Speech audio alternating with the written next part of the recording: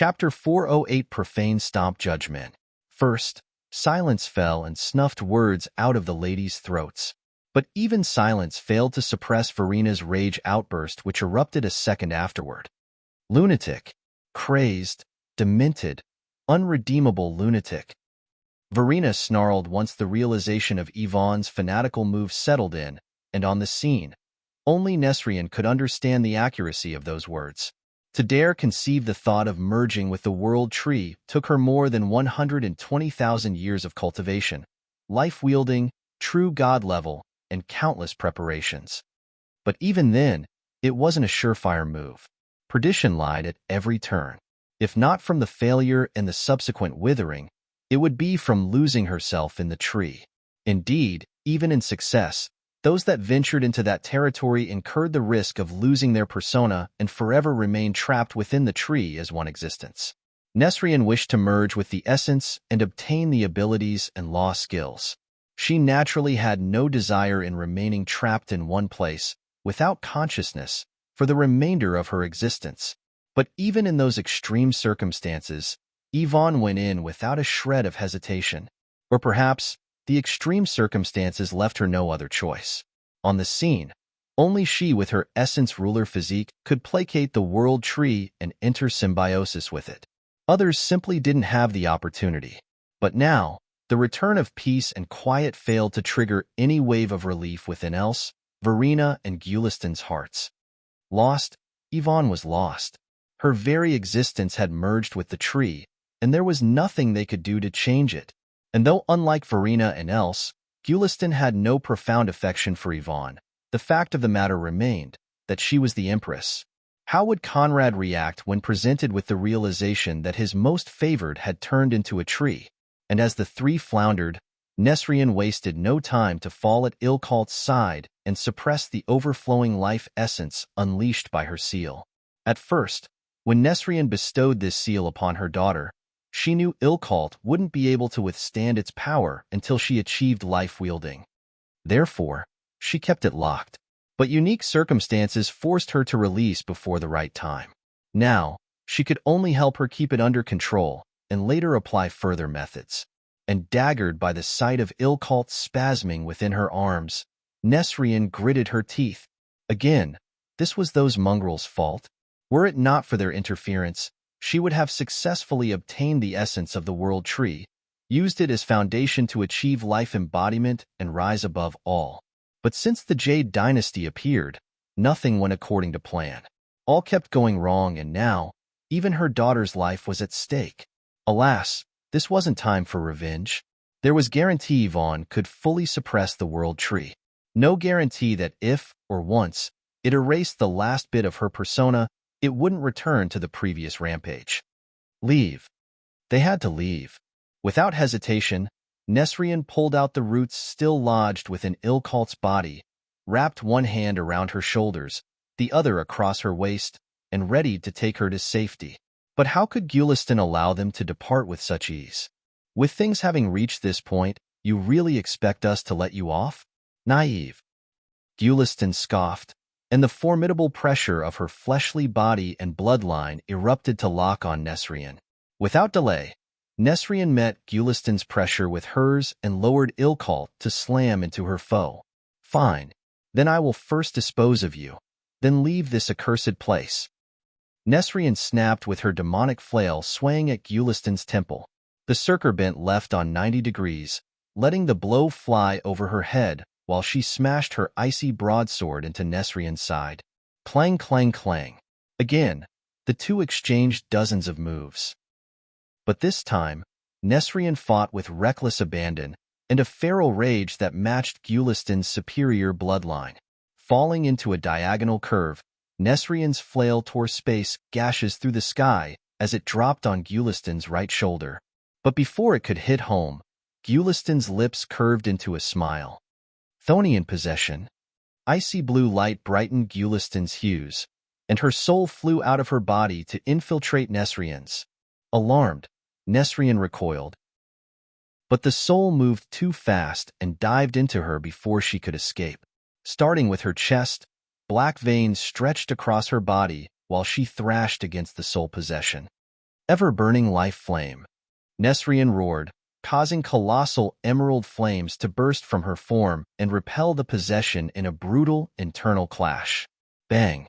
Expelled, Gulistan's soul flew back into her body, and as she suppressed a blood spurt, the red liquid trickled down her cheeks. Nesrien wasn't better off, but as they readied to dive into another dance, within the barbarian continent, shocking events unfurled. In the recent months, the battle between celestial hosts, the demonic legions and the Valkyrie had risen to an alarming level, with the first two sides abandoning prejudice to combine the might of their formations and artifacts and fully suppress the Valkyrie. The move proved a success. Faced with god-level suppression formations with 7 god artifacts serving as the eye, even the Valkyrie's might reversal ability lost function, and the battle quickly took a turn for the worse. Again and again, the Valkyrie was forced back, the barriers she wrought to lessen the burden on the barbarian continent collapsed, and a flurry of calamitous strikes forced her into retreat. But while she could escape, the barbarians couldn't. The nightmare resumed with greater might than ever before, and in a flash, billions perished. Still, the profane prince made no move. It's over. The barbarian has reached the end of its destiny. No one will save us. Many lost hope, and the same thoughts circulated within the surrendering minds. Others, however, chose an extreme road, a road none within the holy continent could expect. Profane prince, though we wish for more opportunities to show our devotion, time is in short supply, and death awaits no aspiration. With our blood as sacrificial offering, we elders hope you will take mercy on the young and save our land. Tribal elders across the barbarian continent's border tribes proclaimed as if guided by one thought, and one after the other gutted themselves on altars dedicated to the profane prince. At first, many, especially the young, saw the move as stark raving mad. But when the truth of their circumstances dawned on them, other tribal and even clan elders followed suit and gutted themselves on the altar, offering their blood and souls to the profane prince for the sake of their kin's salvation. Soon, across the entire barbarian continent, altars filled with the corpses of gutted elders piled en masse. Profane prince, with our blood as sacrificial offering, we elders hope you will take mercy on the young and save our land. The words billowed to the heavens, but still the profane prince remained silent. Still demons and devas ran amok. Some despaired, but more stepped forward. If the elders are not enough, what about the warriors? Barbarian men and women alike proclaimed and stepped onto the sacrificial altars to gut and offer themselves to the profane prince, and thereby beseech salvation. Moronic creatures, I will soon execute you all. And Enrich scoffed before waving sanguine dance, his lineage weapon, at the Valkyrie. But at that time, as if suppressed by a transcendent force, his sword stopped midair, wholly unable to carry on or drop on its target. Worse, he couldn't move an inch. And not just him. The entirety of the demonic legions and celestial hosts fell into the same state. I have heard your prayers and welcome you all in the cradle of the true faith. Henceforth, you are my devotes, my children. None can harm you. A hoarse, authoritative voice thundered within the ancient crystal world and alarmed all its denizens. The faithful dead return to life. The wicked suffer destruction. Such is my judgment. The profane prince proclaimed, and instantaneously, immeasurable Chthonian energies filled the world and brought all faithful dead, billions of souls, back to life. In the span of a breath, the world was in awe. But before any could find the time to relish or gawk, a massive foot stretching across tens of thousands of miles and covering the entirety of the barbarian sky, made a slow, dreadful fall onto the demonic and celestial forces. Chapter 409, Profane Stomp Judgment Part 2. As higher realms denizens, those tens of thousands of demons and devas had seen plenty of uncanny scenes. However, the sight of a foot stretching across tens of thousands of miles? This was indeed a first, something their limited vision and cultivation couldn't approach. At the forefront of the armies, Enrich, Dasra, Misri, Akash, Nahal, and other prominent deva and demon scions stood in awe. Lifted by the foreign force, the Valkyrie vanished from their vicinity, leaving them alone to withstand the foot's impact. Out of the ancient crystal world, all leaders roared in unison, but were startled to realize that the force rippling from that foot locked them all where they stood and prevented the tiniest move. Akash's eyes were full of tears. Over, it's over. Mother, your son was greedy and unfilial. I should have never accepted this duty. He sobbed, for from that foot, the might and pressure he felt already rivaled that of his father. And who was his father? A high god. Although among Surya's children he didn't rank at the top, a high god he still was. And to say nothing of him, the entirety of the troops were lost in chaotic dread. Escape, they couldn't. Block, they couldn't. Struggle, they couldn't. They could only stare slack-jawed, with eyes wide open, and curse all their ancestors for falling into this spot. Nahal sighed and lowered her face. Dasra shook his head. Misri trembled, and cold sweat filled Enheria's forehead. The slow vindictive foot landed, smashing all demons and devis without exception. Baong! A resounding bang that echoed in all corners of the ancient crystal word thundered within the sky. And with that one move, the tens of thousands of demons and devis armies flew toward the ground like meteors and cratered in barbarian soil. Boom! Dust and debris soared, billowing toward the clouded heavens, and as it dispersed, the unblemished corpses of the legions of demons and devis remained, without the tiniest bit of external damage. However, besides Akash, Dasra, Misri, Nahal, and Enheria, all had perished in body and soul. The foot vanished, returning peace to the vast sky as if all was but an illusion. But the sight of those legions of perfect corpses remained as a garish reminder of the event. Enheria's eyes went bloodshot, and he bit his lips to blood. An army of 10,000 demons and fiends, 500 demon nobles, all squashed under his leadership in a single move. All within a mortal world. In the future, how could he face his peers? How could he face his royal grandfather and answer for such appalling failure? Disgraced. Completely and utterly disgraced. Who was it? What high god dared interfere with the affairs of the Blood Lord? Who summoned you? Enheria snarled, thinking that this was nothing more than a temporary summon through the use of the merit steels. Even with the words that still echoed within his ears, he couldn't believe that the so-called Profane Prince, a mortal realm cultivator, possessed the strength to deliver this blow. Surely, it had to be a higher realm force. However, the Deva leaders were more lucid. First, let's not even mention how neither religious forces possessed enough merit to request such an intervention that defied all realm rules. Even if they did, no higher force would have accepted the deal. Moreover, they were alive. Clearly, the perpetrator wished to toy with them before delivering the final blow, and therefore controlled his strength. Seeing this point, Dasra, Akash, and Nahal could only think of one person, and the thought dumbfounded them. It can't possibly be. How long has it been? Even if his talent goes against heaven's will, in a mortal world, how can he possibly reach such strength? They wondered in a stupor, and as if to answer them all, a figure high of 9 meters appeared within the barbarian sky. If the golden imperial robes and crown didn't tell enough about that figure's identity, then those looks that stood without equal in the past, present, and future undoubtedly did. The Valkyrie lay within that figure's embrace with her head nuzzling against his shoulder. In a flash, she'd gone from a feral Amazon to an adorable, care-seeking consort. The figure's lips curved into a grin, and his icy blue eyes nailed the 5 survivors from above. Hee, while I lay in hibernation, you actually dared battle my consorts. But worse, not content on engaging them, you had the gals to wound them? Don't you know that when fighting my women, it is your duty to endure injuries and abuse? How bold, how conceited. Conrad, the profane prince, proclaimed while his consort sobbed on his shoulder like a wronged puppy.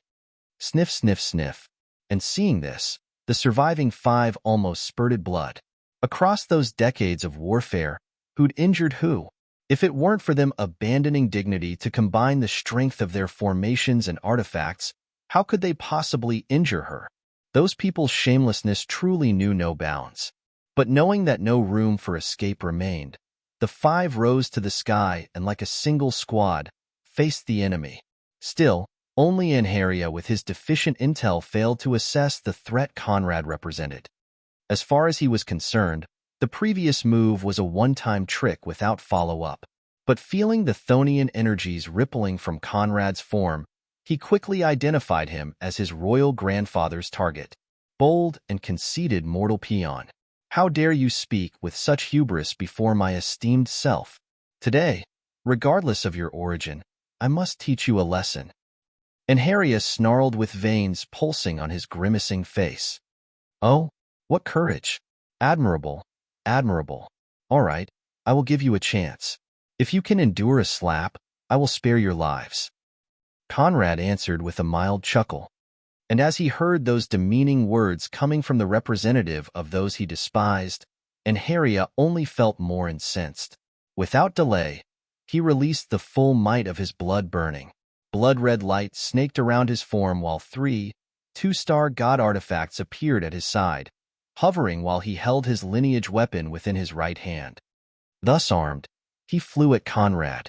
Misri and Dasra followed beside him, all unleashing the full might of their laws, bloodlines, physiques, artifacts, and cultivation in their mightiest strikes.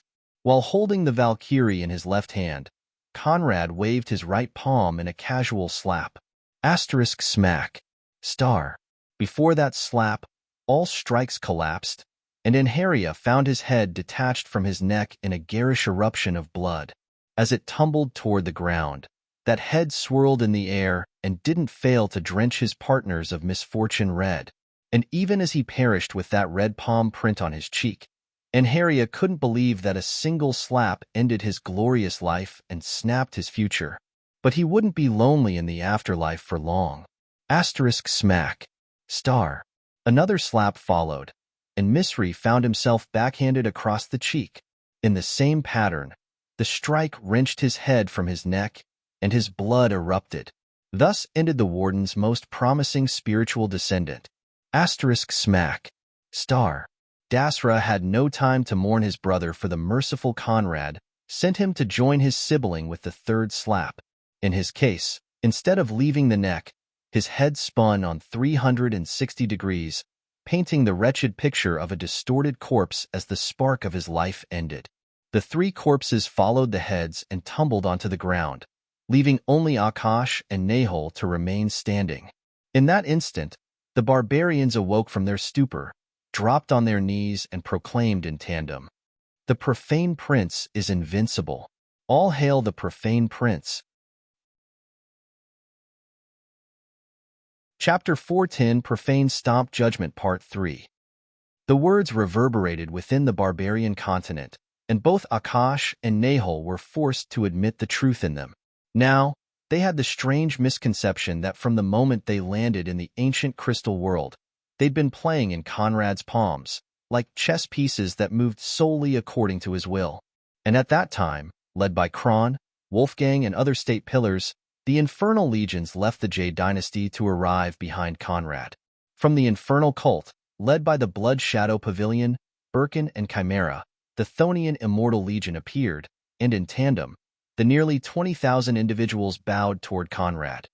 "Master, congratulations and welcome back." "Your Majesty, congratulations and welcome back." They all proclaimed like a perfectly synced choir. "You've done a good job in overseeing the situation. There will be abundant rewards for you all once I've cleaned up the aftermath." Conrad replied, and with a wave of his hand, lifted their bent backs. Meanwhile, Akash and Nahal trembled beneath his icy blue gaze. "Akash, Nahal, the two of you are the most sensible of the lot. I like you. Your death serves no purpose. If you're willing to pledge allegiance, your life will be spared. You will avoid the fate of either becoming food or undead puppets for my troops and rise to courtiers," Conrad declared. And indeed, the previous three's execution wasn't just a show of force. By killing them, Conrad robbed their law-wielding, blood, nature, earth, fire, light. Within the three realms, law wielders were undoubtedly the minority. Robbing 5 in one move was undoubtedly solid gains. Alas, Akash and Nahal hadn't reached law wielding, remaining a step away. In the slaughter of the demonic legions and celestial hosts, Conrad had gained more than they could offer. Conrad saw great jester potential in Akash, therefore he planned to take him as imperial buffoon. As for Nahal, in the future, she could serve as a direct link to one of Conrad's most coveted celestial realm goddesses, Ruthie. Of course, he didn't need their permission. It just made their subjugation more entertaining. For an instant, the two exchanged complicated glances. From revered godchildren, grandchildren of primogens, to base and low courtiers in a mortal world. Such a fate was indeed hard to accept. Even if Conrad's strength rivaled or eclipsed that of their parents, how could they accept such degeneration? Ignoring them, Conrad shifted his eyes toward the hidden forest, and what he saw therein forced a frown upon his flawless face. Take them into custody.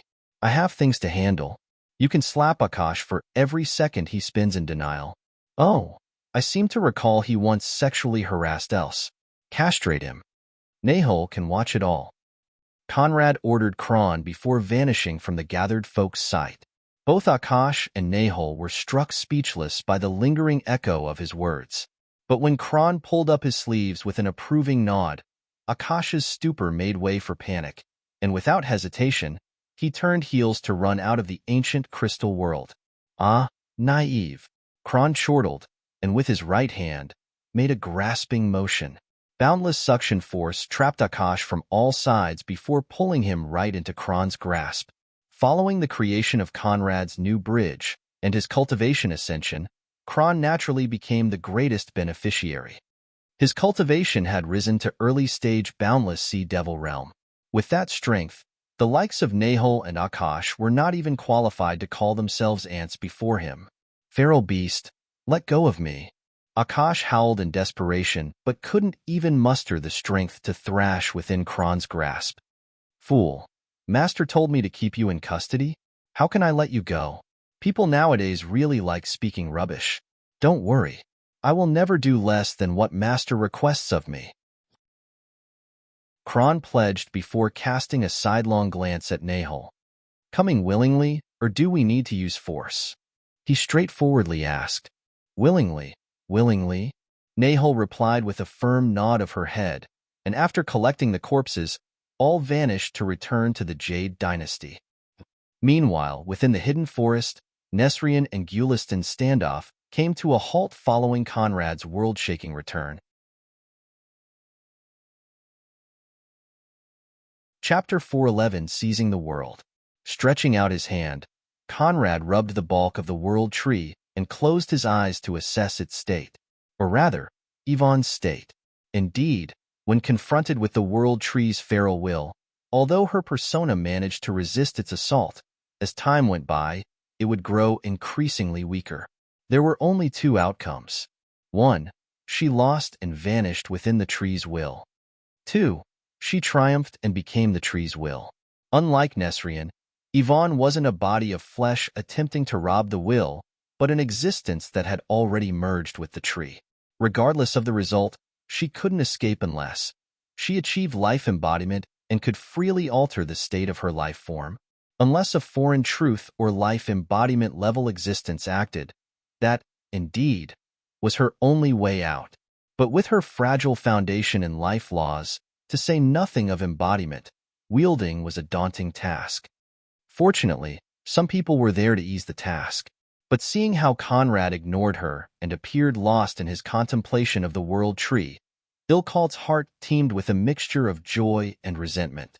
The thought of him standing in grief before the loss of his most beloved triggered sensations she couldn't tolerate. Why? He didn't have the right. She didn't allow it. But as she prepared to irritate him further, Conrad's Thonian energies erupted while his soul that stretched throughout the ancient crystal world rose to merge with the world tree. Instantaneously, its wailing resumed. Uwin. Uwuwin. Uwiyuyuin. Pain. Ghastly pain racked the world tree as Conrad's Thonian soul perverted it. At the same time, Conrad waved his hand toward Nesrien, and while still lost in her demons, she flew toward him.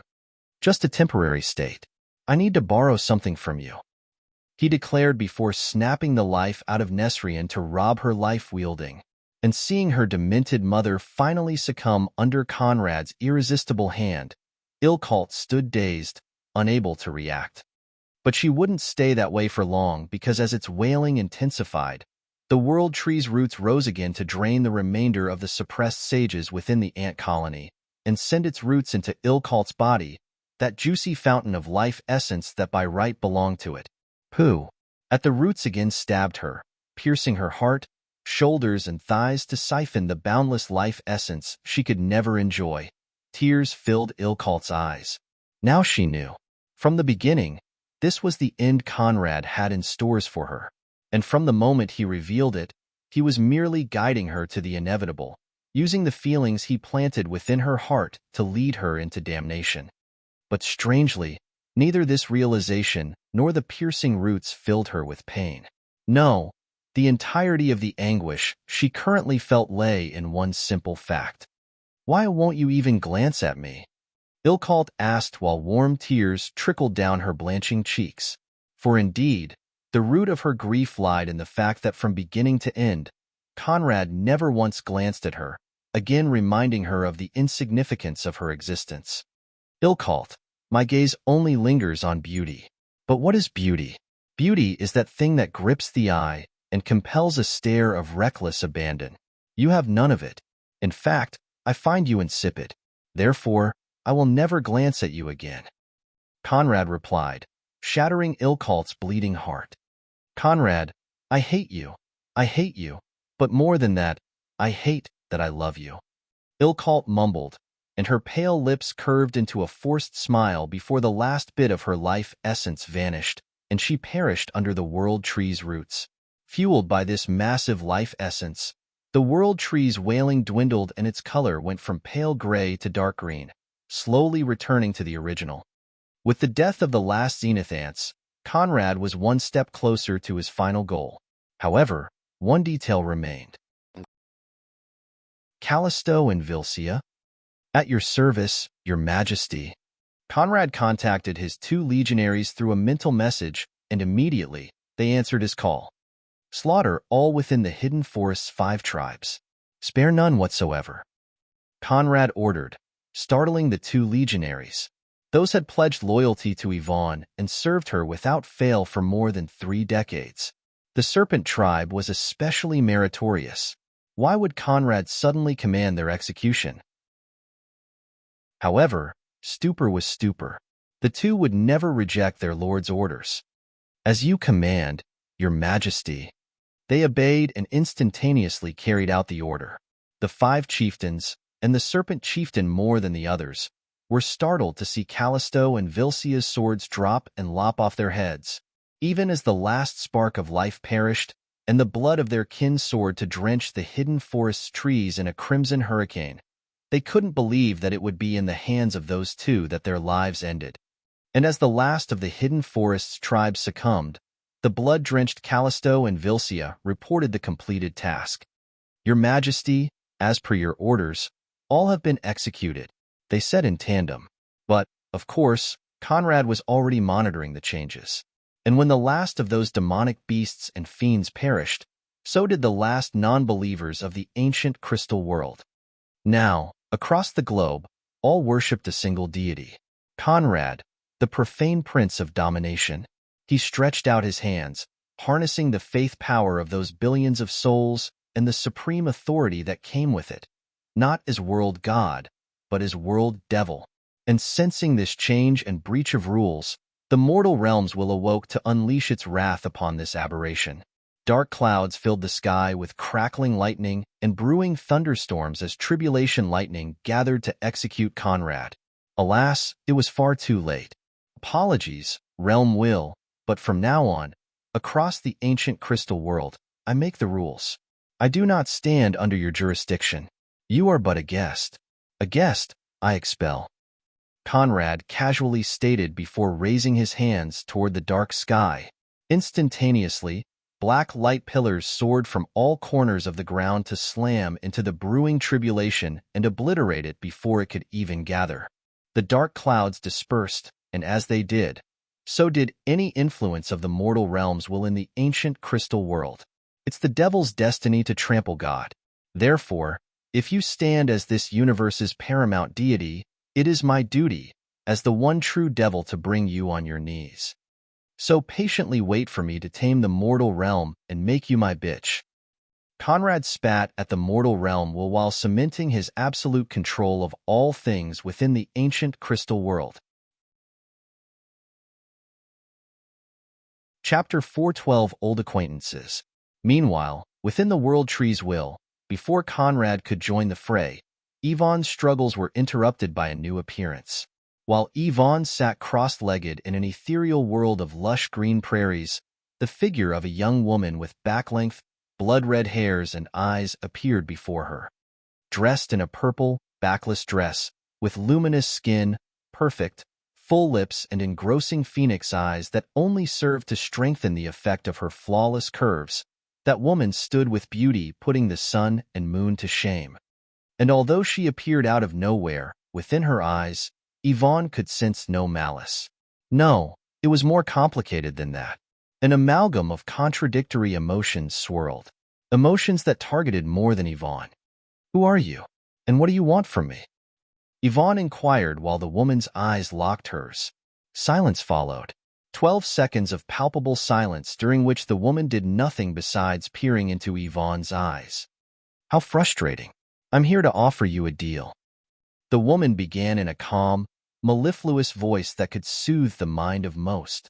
It did nothing to Yvonne, and as that blood-haired beauty folded her arms beneath her voluptuous chest, Yvonne's vigilance rose to new heights.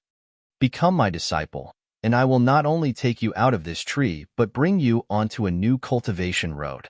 If you follow me, with your potential, I guarantee then 1,000 years will be more than enough to surpass the 3 realms primogens. With 5, the Overlord and the Warden will be left behind. Beyond that, how far you go will depend on you." The woman offered, speaking words that would have made anyone within the 3 realms burst into laughter. 5,000 years of cultivation. What was 5,000 years? A semi-saint's lifespan, nothing more. Before the countless saints, sages, and gods of the multiverse, what was 5,000 years? Nothing. And in that measly amount, that woman guaranteed to bring her beyond the 3 realms' top powerhouses? Either this was supreme conceit, or her qualifications truly stood beyond this verse. For some reason, Yvonne leaned on the later. Why? She merely asked, for indeed, if a person appeared out of nowhere to offer the moon, the first question was why? But hearing this, for an imperceptible instant, the woman's eyes narrowed. "I could lie and say that I'm impressed by your talent, but that is inaccurate.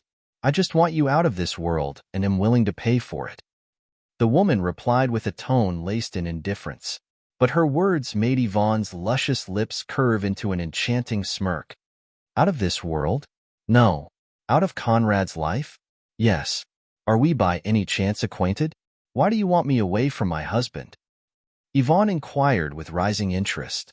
Strange emotions welled up within her chest as she peered back into the woman's eyes. Womanly intuition, perhaps, but she could bet her hand that Conrad was the reason of her presence. But surprisingly, the woman merely shrugged. "Acquainted? No, we shouldn't be. But nowadays, those things don't seem that certain anymore. In any case, you're right. I want you out of his life, and am paying for it by granting you the opportunity of a lifetime. Why bother with trifles? You don't have to know why." The woman reacted in an increasingly condescending tone. Yvonne's smile grew broader. "Interesting. However, I will have to decline." Yvonne replied, causing the woman's eyes to contort into a frown. "Why not? Don't you pursue invincibility? This world and that man can't give it to you. Only I can set you on the path and give you a chance to seize the altitude you yearn for. Women, he has more than one. Is he truly worth giving up this chance for?" The woman countered with a hint of impatience. However, even before an existence that likely stood leagues beyond all she'd ever faced, Yvonne's eyes showed no ripple, and her heart remained as inflexible as a mountain before a storm. True women, he has more than one. But only he calls my wife. 10,000 goddesses may lie at his footsteps, but the title wife forever remains mine. He's my husband, I'm his wife. The rest matters not, and no one can come between us. Yvonne replied without a ripple, and for an instant, her limpid words suppressed the blood-haired woman's momentum. Her frown grew deeper, but right afterward, it dispersed. Oh. Are you so conceited as to think that across the centuries and millennia to come, none will supplant you in his heart? What gives you that confidence? She probed, but still failed to make Yvonne waver. I have that confidence because he's my man, and no one knows him better than I do, just like no one knows me better than he does. Our hearts beat as one. Our minds sing the same tune, always in sync. Before lovers, we are partners, and the only one whose help I welcome is his. As Yvonne's words echoed, the woman was forced to admit that she'd underestimated the bond she sought to break. And at that time, another voice echoed at her back. Well said, my beloved wife, Conrad declared as his soul took shape within the world tree's will, and his eyes ignored that woman's back to land on Yvonne's Hessenite hues. Took you long enough? Yvonne stated, as if she never doubted that Conrad would soon appear. And in response, he sighed. You can't blame me. Traffic was unending. All the Dicks, Clarks, and Harrys lining up for my autographs on their faces and cheeks. Ah, the sorrow of being the profane prince. Conrad sobbed, causing Yvonne to chuckle while the blood-haired woman spun to face him. Seeing her, no small amount of surprise flashed within Conrad's gaze. Moon, long time no see. I must admit that while I expected another visit of your folks, I didn't see it coming so soon. Aren't you supposed to tend to your maimed siblings? Conrad inquired without any genuine interest. Moon ignored the question, letting her blood-red eyes sink into Conrad's with scorching intensity. Indeed, while in her first life she was human, in the second, unlike Night and Cloud, Moon was reborn alongside Regretless as an immortal blood spirit. Thus, her bound to Regretless and Blood Nether were a step above that of Cloud and Night's. But there was one thing no one knew of.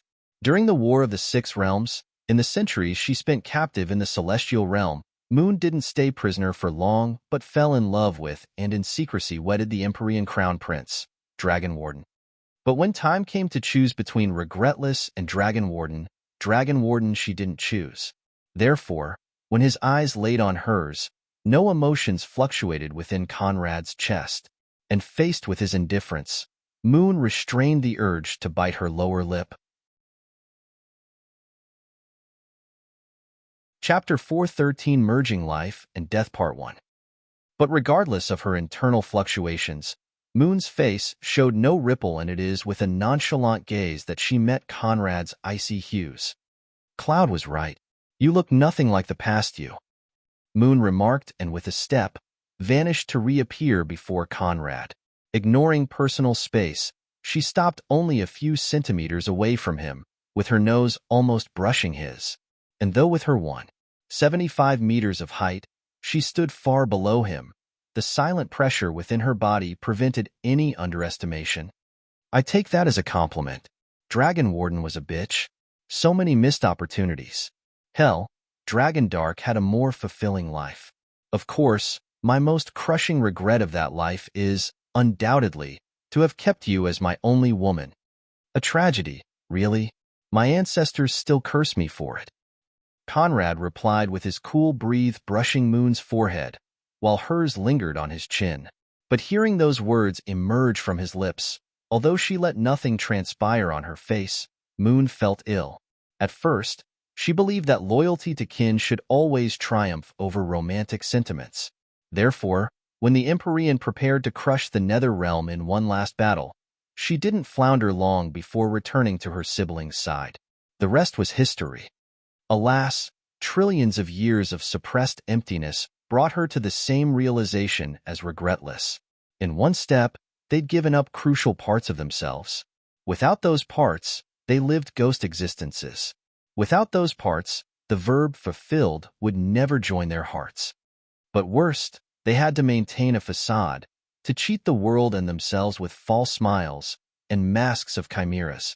And as she peered in Conrad's eyes, Moon was forced to admit that she couldn't find traces of the man that swore to live only by her.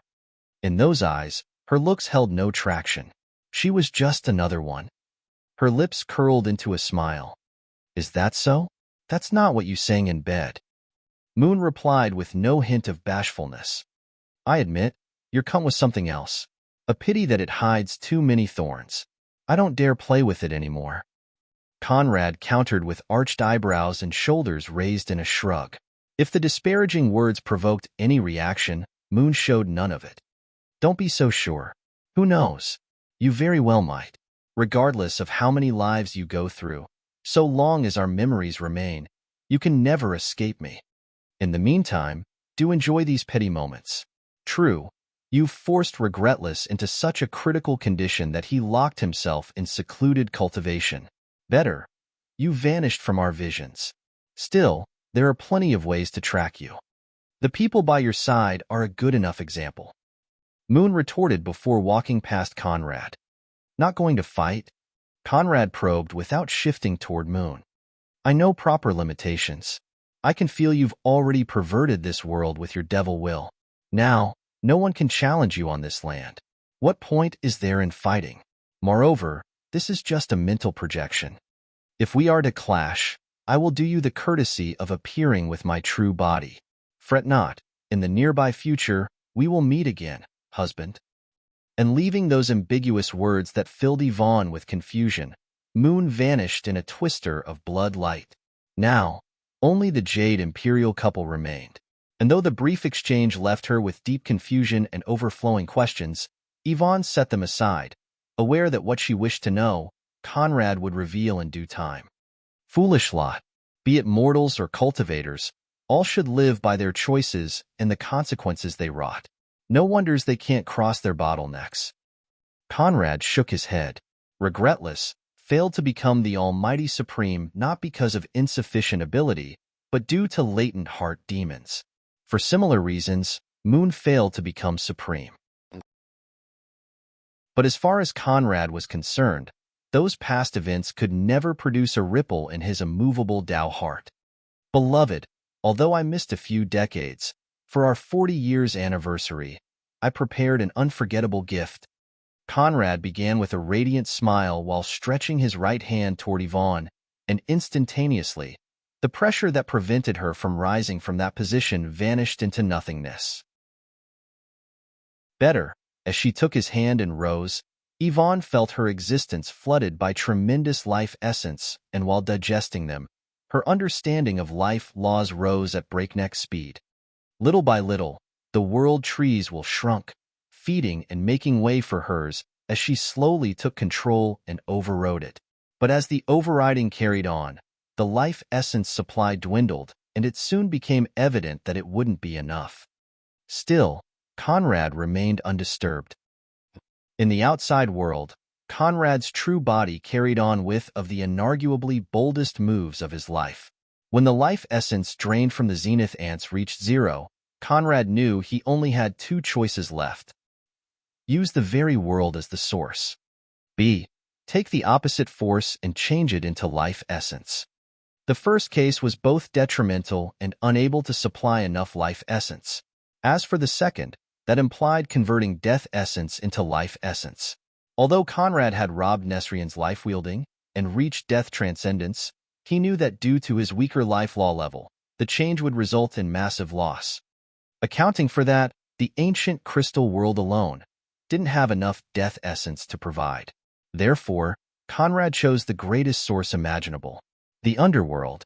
Without hesitation, Conrad tore the veil between the realms of the living and the unliving, causing a 50 meters tall jet-black gate to appear and open in a loud grating sound that gradually revealed the echo of legions of roaming souls. Before that gate, to say nothing of the rest, even Gulistan with her Thonian immortal bloodline felt formidable pressure. The underworld's gate opened wide, revealing a black vortex of Thonian energies that stood as the entrance to the other side. With a silent step, Conrad dived in and landed in the underworld. There, A world of nothingness within which bridges of yellow rivers towered, appeared to his icy eyes. In that world, an unending stream of souls emerged from dispersed gates to dive in the yellow rivers and undergo the slow, tedious process of reincarnation. This wasn't just the mortal realm's underworld. It was the three realms underworld where all subdivine souls found themselves, unless of course their souls failed to depart for the afterlife for one reason or another. But even for those souls able to leave their realms behind, reincarnation was no simple task. The yellow rivers would cleanse them of all impurities across decades, centuries, or even millennia, restoring them to an immaculate state before they could return to the living. The time they spent in the underworld depended on many criteria such as their previous form of existence and the quantity of karma weighing them down. For that reason, animal souls spent the shortest time in the underworld while cultivator souls remained the longest. Conrad raised his eyes and wasn't startled to see that within the cloudless sky of pure darkness, three towering gray thrones hovered. No figure lay within, but still, Conrad recognized them as the guardians of the underworld. One for each realm will. Chapter 4:14 Merging Life and Death Part 2. And as soon as Conrad appeared, colossal Thonian energies erupted from the three thrones, and they vanished to reappear before him. Greetings, Transcendent Sir. Three hoarse voices echoed from the thrones to ring in Conrad's ears. Only death-transcendent individuals could step into this world. Therefore, the three immediately recognized Conrad. Guardians, why do you stand in my way? Conrad inquired with a simple smile, and his inscrutable eyes staring right at the thrones. We merely wish to enlighten you on the rules. This is the first time the three realms see a cultivator opening the gate to the underworld. Therefore, there are things we must clarify. The guardians began while Conrad folded his arms beneath his chest. With his nascent infiniteness insight, he naturally knew what the guardians referred to. But since he intended to break them, he acted clueless. Oh, be my guest, Conrad replied, and without delay, the guardians pursued. To avoid disturbing the multiverse's reincarnation cycle, you can only take a maximum of 10 million souls every 1,000 years. Not a single more is permitted. The guardians straightforwardly explained, but the echo of their words only made Conrad's smile broader. That is insufficient. What if I insist on taking more? Conrad followed without losing his casual tone. For 3 seconds, the guardians gave no reply. Although this was but a brief silence, it gave a clear hint to the incoming reply. Then, we can only return you whence you came. The three replied in tandem, and instantaneously, their throne form changed to become that of scythe-wielding middle-aged men dressed in long gray gowns around which Thonian energies swirled. With a glance, Conrad could see that those three creatures all reached death embodiment and nether-wielding. And while for Underworld Guardian this seemed intuitively accurate, in Conrad's eyes, it reeked foolishness. Anyone able to step into this world at the very least achieved death transcendence. So, what if those guardians possessed legendary god cultivation bases? Before a death transcendent expert, death embodiments were no different from cannon fodders. As far as Conrad was concerned, life embodiments were a far more reasonable choice. But what he forgot to consider was that the underworld only allowed the existence of Thonian beings. Others couldn't even dream of enjoying its darkness for one breath of time. The Guardians' primary task was to regulate the underworld. Naturally, they couldn't do without such equipment. Not wasting time with rubbish, Conrad raised his right hand, causing the death laws of the Guardians to spiral out of control. But at that time, from within the three realms, heaven, hell, and the mortal realms will kicked into gear, lending their strength from the distance to help the Guardians resist Conrad's control. Golden, white, and dark light respectively swirled around the mortal, celestial, and infernal underworld Guardians while their superiors assisted them in challenging Conrad's death transcendence. Alas, it was all to no avail.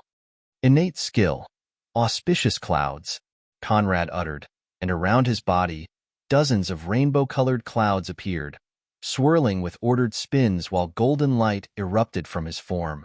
If the average pure-blooded Empyrean dragon's auspicious clouds could invalidate the cultivation and laws of all beneath law-wielding, Dragon Warden's auspicious clouds were several steps above.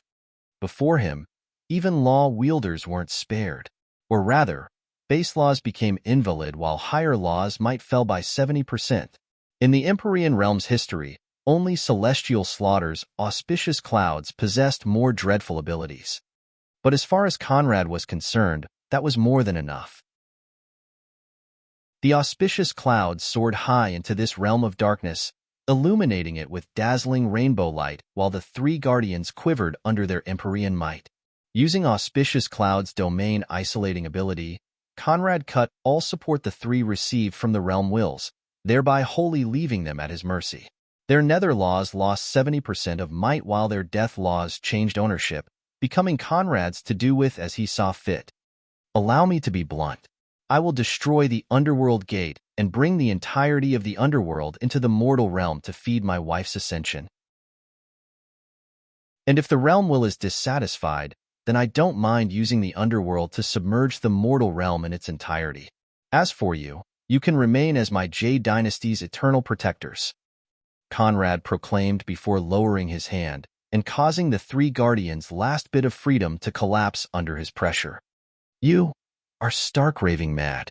The entirety of the reincarnation cycle, the fate of trillions, no, zillions will fall into chaos because of you. Death and life intertwine. Souls do not return. Are you trying to make the three realms bereft of future? The three guardians roared in a thundering mixture of helplessness and indignation. But still, Conrad's will remained staunch and inflexible. To say nothing of my profane princess, before the well-being of any of my women the three realms' safety is wholly irrelevant. But don't worry, whatever I break today in the future, I will fix, if it so pleases me. At worst, undeath rules all realms throughout eternity. How bad can it be? Conrad retorted with stark indifference. The Guardians' conversion reached its final stage, and they all dropped on their knees, unable to muster the tiniest bit of struggle. Mad. You're completely mad and will destroy the 3R. Those words would never reach their end as the Guardians lost their last sliver of consciousness under Conrad's rewiring. For a moment, they lied there with glazed eyes. But in a flash, light returned to those eyes, and still kneeling, they stretched out their hands to bow before their new master. Greetings, master. The three proclaimed in tandem, and hearing this Conrad nodded in approval, then waved his hand in a horizontal sweep. In that one move, he shattered all exit doors toward the higher realms, making their souls able to enter but not return. With that same move, he opened the underworld's gate wide, causing legions of souls and the yellow rivers to flood the ancient crystal world. In that instant where Conrad seized the position of underworld ruler, the underworld dived into the ancient crystal world to become a single entity. Henceforth, the dead and the living would remain side by side. But Conrad cared very little for any of these. With his unrivaled mastery of death, absolute control of the world and new life-wielding, Conrad changed the boundless seas of Thonian forces into life seas that swathed the world tree to feed and fuel Yvonne's transformation. And as she devoured it all, Yvonne's understanding of life laws shot through the sky. In a step, she reached life-wielding. With another step, she subverted the remainders of the world tree, seized its pseudo-life embodiment, and used it as the foundation to rise to life embodiment. Now, as death filled the ancient crystal world, and the sky of daytime turned pitch black, hiding even the clouds, the hidden forest became a haven of life and peace where exotic flowers bloomed and trees rose, one after the other. Verdant prairies filled the land, and the world tree returned to its initial emerald green. The withering thus ended, and as emerald light overflowed from the hidden forest, a shocking phenomenon occurred. The sky-piercing world tree morphed, shrinking from 100 to 10 kilometers while the contours of a serpentine-like shape appeared around it. That shape solidified, congealing in a 10 kilometers long emerald serpent that coiled around the tree. And though they appeared like two separate forms, they were one and the same. Building on this unthinkable chance, Yvonne reached life embodiment, and used her new abilities to make her Hekarit demonic blood evolve into a brand new one. The World Serpent blood, a new lineage of which she would be the primogen. Chapter 4:15 Two choices. At the Omniverse scale, bloodlines were only divided in three categories. The same categories as cultivation bridges: flawed, perfect, and firmament. Bloodlines stemming from realm wills were by default flawed. Of course, a towering hierarchy existed, with those at the top incomparably mightier than those at the bottom. The three realms race primogens could be considered the summit of flawed bloodlines. Unlike flawed bloodlines, perfect bloodlines didn't stem from realm wills and usually appeared alongside them to become rulers of the concerned realms. This was the case of the Empyrean dragons, the Tao, Tribulation, and immortal blood spirits of the six realms. But through natural mutation, life or death law manipulations, perfect bloodlines could also appear. Nephilims were one such case. The Chthonian immortals another. Perfect bloodlines stood beyond the control of the realm wills. Therefore, they either were the closest allies or the worst enemies. Clearly, the three realms' wills didn't take kindly to their appearance. Hence, heaven and hell's will hunted Nephilims. But while the mortal realms will didn't pay them close attention, that didn't mean it stood without bias. As long as the bloodline didn't alter its laws, all was acceptable. But in this case, its laws weren't just altered, but flattened no end. Under the leadership of the abominable creature named Conrad, the ancient crystal world fell into damnation, twisted to the point one even dared snatch the world tree's position in the natural order. What was this? Insurrection. And with Conrad's words and deeds still ringing in its roused consciousness, the mortal realm will chose the path it rejected in the past. The creation of an emissary. While Yvonne's transformation ended and the underworld flooded the ancient crystal world, at the epicenter of the mortal realm, golden light gathered to morph into a humanoid shape. Unaware of that process, Conrad sat cross-legged within the ancient crystal world sky and used his repeated transformation of death into life to understand the root of the latter. Emerald light burst from his form, and a palm-sized unalome lotus appeared before him, then expanded into a 10 meters tall flower. A Tao armament, symbol of life embodiment. The unalome lotus shrank back to its original size and vanished within Conrad's forehead to become a new tattoo. Light beams flew from Conrad's forehead to merge with Else, Verena, and the Valkyrie, changing the roots of their bloodlines and cutting their connections to the realm wills. Instantaneously, the barriers preventing the Jade consorts from achieving wielding in truth and fate shattered, and they broke through. Without delay, they sat cross-legged and closed their eyes to digest the gains. The tree and coiling serpent turned into emerald light and morphed into the shape of a bare beauty with calf-length, jet-black hairs, and shimmering, emerald hues. Yvonne's new body. And with a wave of her hand, her imperial gown returned, standing as a perfect match for Conrad's. With a step, she crossed space to land before him, and his eyes opened to lock on her smiling face. Love, for your sake, I just ruined the three realms reincarnation cycle. This is no laughing matter. Serious consequences await. How are you going to repay me? Conrad inquired with a mischievous smirk, and hearing this, Yvonne pressed her right index against her chin while her eyes narrowed in a false, pondering look. They then brightened in enlightenment. I know, she exclaimed with a clap as Conrad rose to unlace her waist. How about 666 nights of unending debauchery? No time manipulations allowed. Yvonne offered in a tone mixing seriousness and playfulness and stressed every word her gesturing right index that moved to and fro. 666 nights of debauchery? What a divine picture.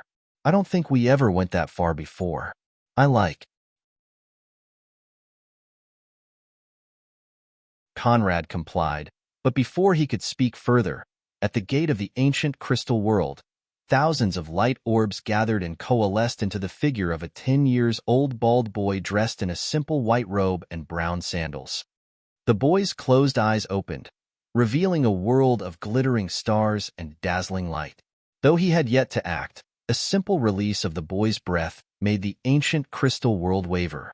and as his cultivation erupted, all things within the mortal realm shivered. And as he sensed the force, Conrad's smile went from mild to devilish. "Beloved, a small matter requires my intervention. In the meantime, as the wife, please handle the domestic affairs." Conrad uttered before vanishing in icy blue haze. "How sexist," Yvonne whispered and waved her hand, causing emerald rain to pour from the barbarian half of the ancient crystal world sky. As it dropped, piles of buried or exposed corpses collapsed in emerald light particles.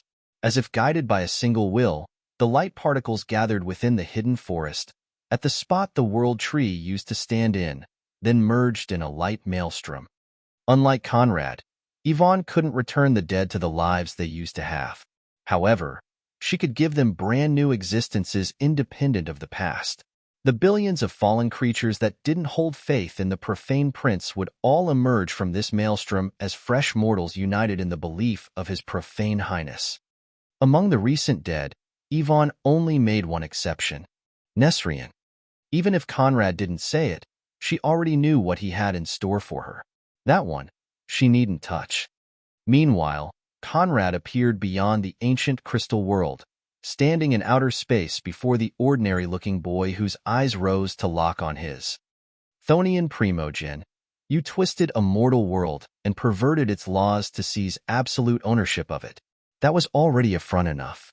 But if it stopped there, perhaps the realm would have endured the slight. However, not content of the perversion, you destroyed the gate between the underworld and the mortal realm, and used your death transcendence to flood the ancient crystal world with the Thonian. Now, zillions of souls will start flooding the ancient crystal world and undoubtedly turn it into a Thonian world. Not long afterward, the underworld's pressure will assail the sparks of the living. And if things go unchecked, this galaxy will follow, and then this universe, the entirety of the mortal realm will be submerged by the underworld. Because of you, souls can no longer reincarnate. Because of you, life's growth will dwindle at an astonishing rate. You must know that only 1 out of 100,000 souls stem from nothingness. The rest emerges from the reincarnation cycle. With it destroyed, the birth rate of all existences in the 3 realms will become 100,000 times lower. To say nothing of the errant souls that will undoubtedly turn into ravenous ghosts and the impact of Thonian forces on the living. What you're doing is no different from obliterating the mortal realm, no, the 3 realms' future. The realm won't stand for it. You have 2 choices: mend the rift and accept punishment, or I shall suppress the catastrophe to the ancient crystal world and keep you trapped within for all eternity." In a mental message, the mortal realm's law enforcer declared in a steadfast tone, leaving no room for compromise.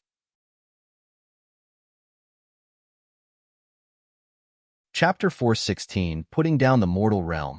Alas, within Conrad's ears, the echo of such words could only produce a burst of laughter. Ha ha ha ha, ha ha ha ha ha, ha ha ha ha ha. A frenzied peal thundered within the law enforcer's mind. Since space didn't allow sound, they could only communicate in mental messages. Of course, Conrad's lips perfectly matched his laughter. An ultimatum? To me? Good, very good. Conrad began, and with the given context, if anyone well acquainted with him heard the words "good, very good," they would have undoubtedly shivered in fright. Such words always heralded disasters for those that stood against him. A false over God, nothing more. Just because the mortal realm will created and sent you, you think yourself capable of commanding me? Hilarious, really. Conrad replied and opened his right palm, causing a formless, forever expanding force to erupt from his body. And feeling that rising power that seemed to know no limits, the law enforcer's eyes widened in disbelief. Could this be? No, it can't be. The law enforcer mumbled with its face twisting into a frown. It can be. The power of infiniteness lies in my hands. Although I merely stand at nascent insight, that is more than enough to obliterate a false overgod such as you. Of course, with my nascent insight, channeling infiniteness for offensive purposes is no different from courting destruction. I won't fatally injure myself just for the sake of smacking a bitch. So let's do this instead. Conrad chortled, and without warning, stretched out his hands, causing the principle of infiniteness to permeate the ancient crystal world. At the same time, boundless Thonian forces erupted from him, and before the law enforcer realized the ploy, the underworld that now occupied the ancient crystal world expanded, gushing with irresistible momentum to conquer the universe. From the ancient crystal world, irresistible darkness rose, spreading alongside boundless yellow rivers and zillions of souls to the entirety of the galaxy and beyond. The mortal realm will thrashed, struggling against the invasion, but before the suffocating power of the underworld, it held no sway and collapsed in record time. All suns and moons vanished, galaxies succumbed, and across all inhabited worlds, all sentient beings were alarmed to see the darkness engulf their sight while the torrential rivers and souls barreled into their lands. The law enforcer flew into a rage. "You're forcing the underworld's merge with the mortal realm? Insane. You're completely and utterly insane." The law enforcer snarled and flew at Conrad with his fist raised in a punch, carrying the full might of his cultivation. But before the blow could crash on Conrad's face, dark hands emerged from the darkness to wrap and bind the law enforcer where he stood. As they did, he was shocked to feel his strength dwindling in record times, and his cultivation reducing to nothingness. "What is the meaning of this?" he snarled while thrashing against the dark hands. And before this vain struggle, Conrad could only laugh harder. Asinine creature. The underworld is a realm of its own, the one realm containing the afterlife of the other three. Its potential is naturally endless. When guided by the proper hands, overwhelming the mortal realms will is simplicity itself. Since you dare give me an ultimatum, I have no choice but to strike back in the most absolute of manners and replace the mortal realm with the underworld. Here, I am the will, I am the sovereign, and unlike you, I can afford to rule on death. Conrad declared in a tone laced with lunacy. The law enforcer could smell the barbaric malevolence coating his every word, and for the first time since its appearance, it shivered in fright and regretted its lack of diplomacy. For billions of years, regardless of all wars, an unbreakable balance has existed within the three realms. By doing this, you're shattering it. Stop this folly. We can compromise. We can. The law enforcer's final plead began but would never see the end, for Conrad grabbed his cheeks within his snow-white palm, cutting him, mid-talk. Request denied. With one squeeze, Conrad squashed the law enforcer's tiny head within his hands, smashing it into a feast of blood and gore. "Even if I must plunge the world in eternal darkness, never will I allow anyone to step on my head. The mortal realm will is henceforth unnecessary." Conrad proclaimed and merged with the underworld to swallow the struggling realm will. Knowing that destruction arrived, with a last-ditch effort, the realm will force the Titan domain into the celestial realm. This was its last deed before the Conrad-led underworld swallowed and refined it to become the sole will of the new realm. Alarmed, heaven and hells will united their strength to strengthen the inter-realm barriers and prevent the underworld from overwhelming them too. TSS, TSS, TSS. Never did I expect the almighty realm wills to join hands against me. Waves of gratifications well up within my chest. Legionaries, gather. Conrad sighed, then ordered in a mental message that resounded within all his troops. Led by the Hidden Moon Pavilion, Blood Shadow Pavilion, and Wolfgang, the nearly 20,000 legionaries appeared within space and bowed toward Conrad, who'd reassumed human shape. "Here, your majesty," they proclaimed in tandem. Conrad waved his right sleeve, causing massive energies to erupt and merge with them all, and causing their strength to skyrocket while devil seeds appeared within their hearts.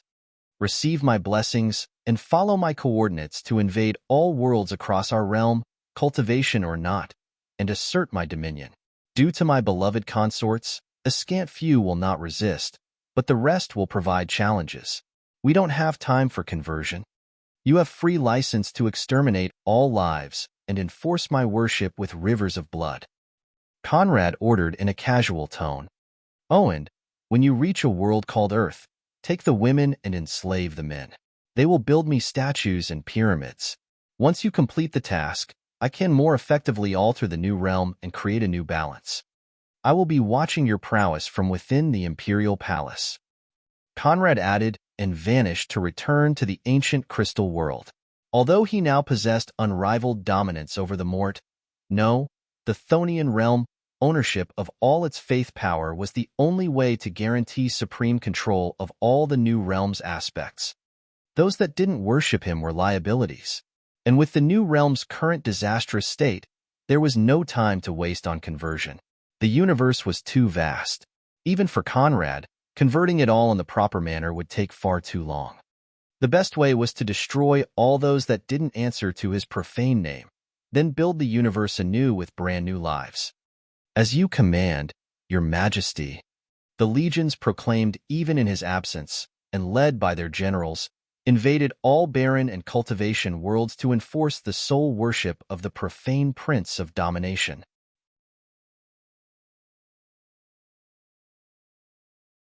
Chapter 417, Using the Right People for the Right Tasks.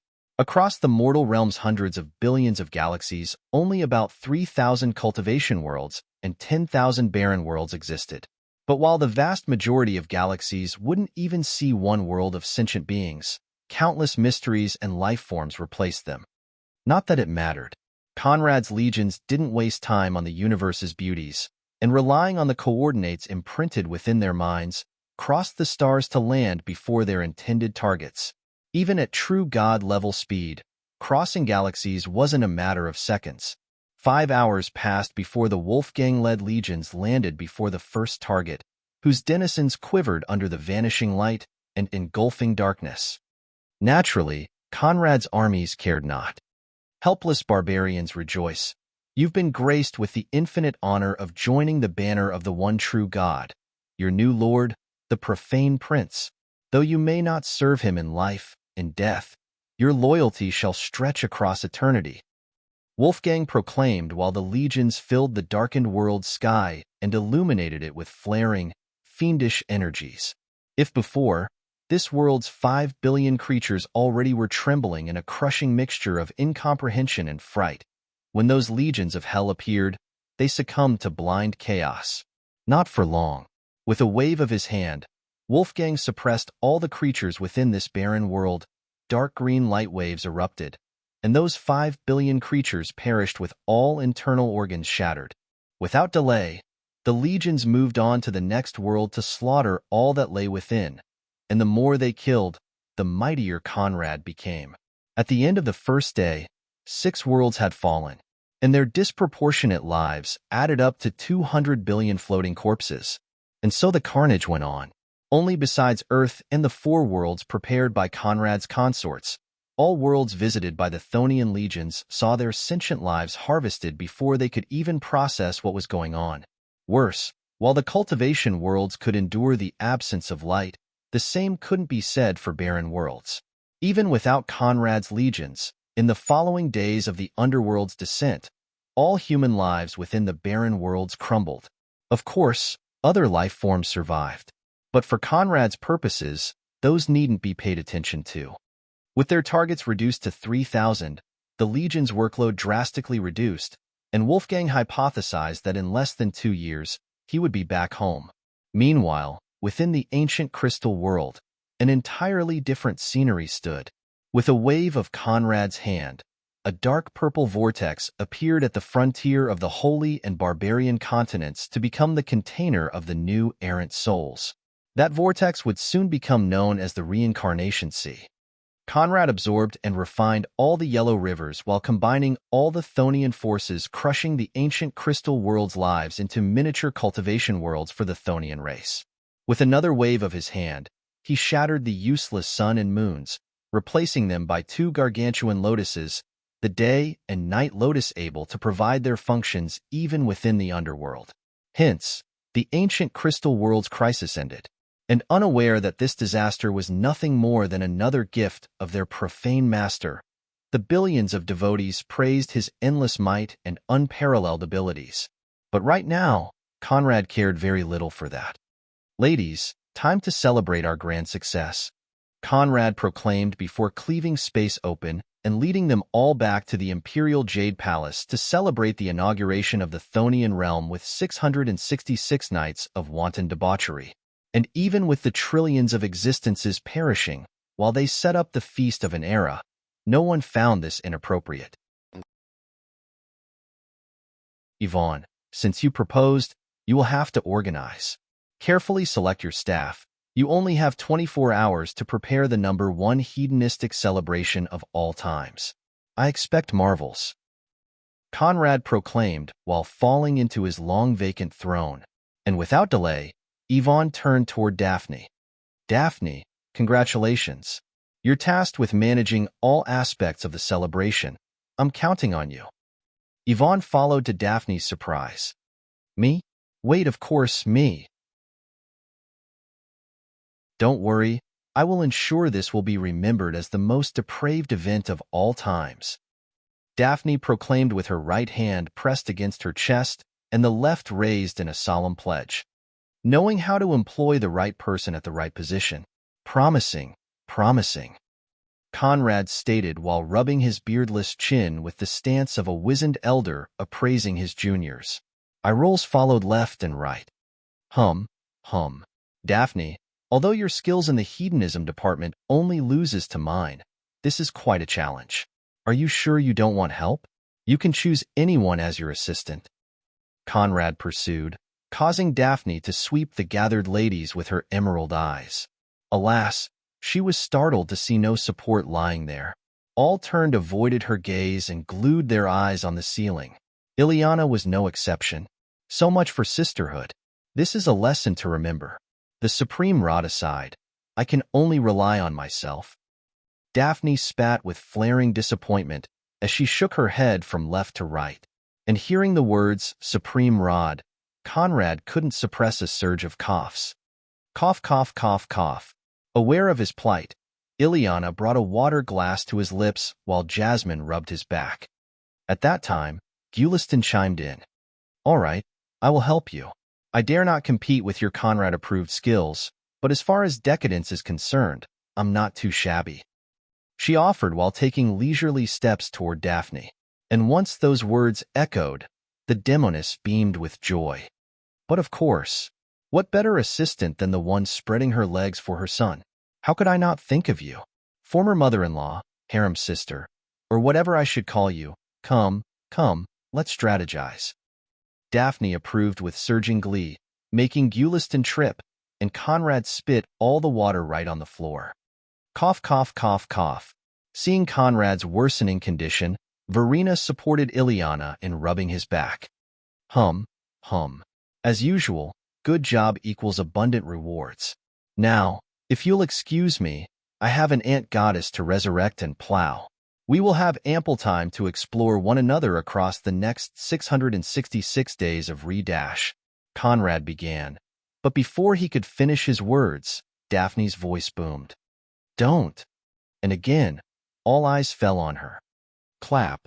I just had a wonderful idea. Revive but keep her suppressed and give her to me. You will inaugurate her during the revelry. I promise you won't regret this. Daphne pledged with clapping hands and hopping feet. Though intrigued, Conrad didn't question her judgment, and with a wave of his right hand, summoned Nesrian's corpse. A surge of Thonian forces dived into her body, and her lifeless eyes sprang open. Her soul reformed, and she returned to life. Alas, the entirety of her cultivation remained suppressed by Conrad's will. Where, what, wh-. A confused Nesrian began, trying to understand her current situation while waves of memories flooded her mind. But before she could probe further, Daphne knocked her out with a wooden stick, hauled her onto her shoulder, and vanished in an emerald light beam.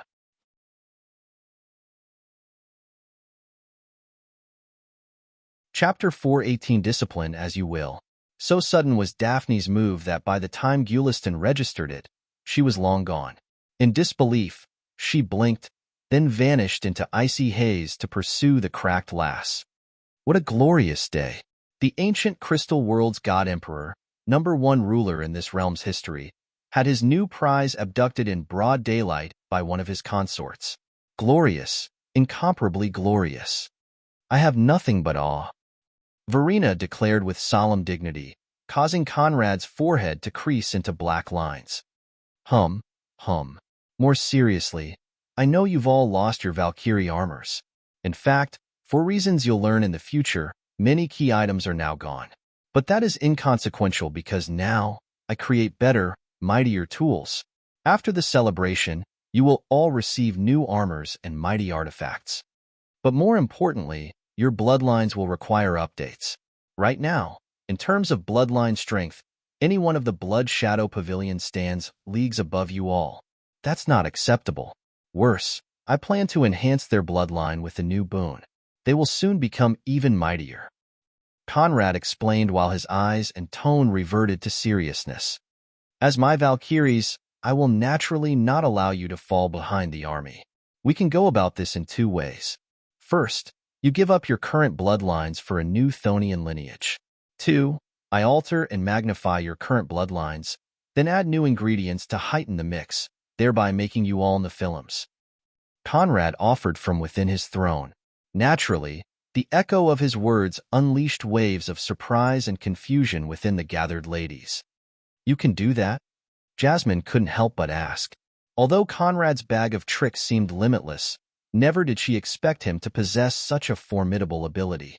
And unable to comprehend how such skills could even exist, she could only shift the blame on his new cultivation path.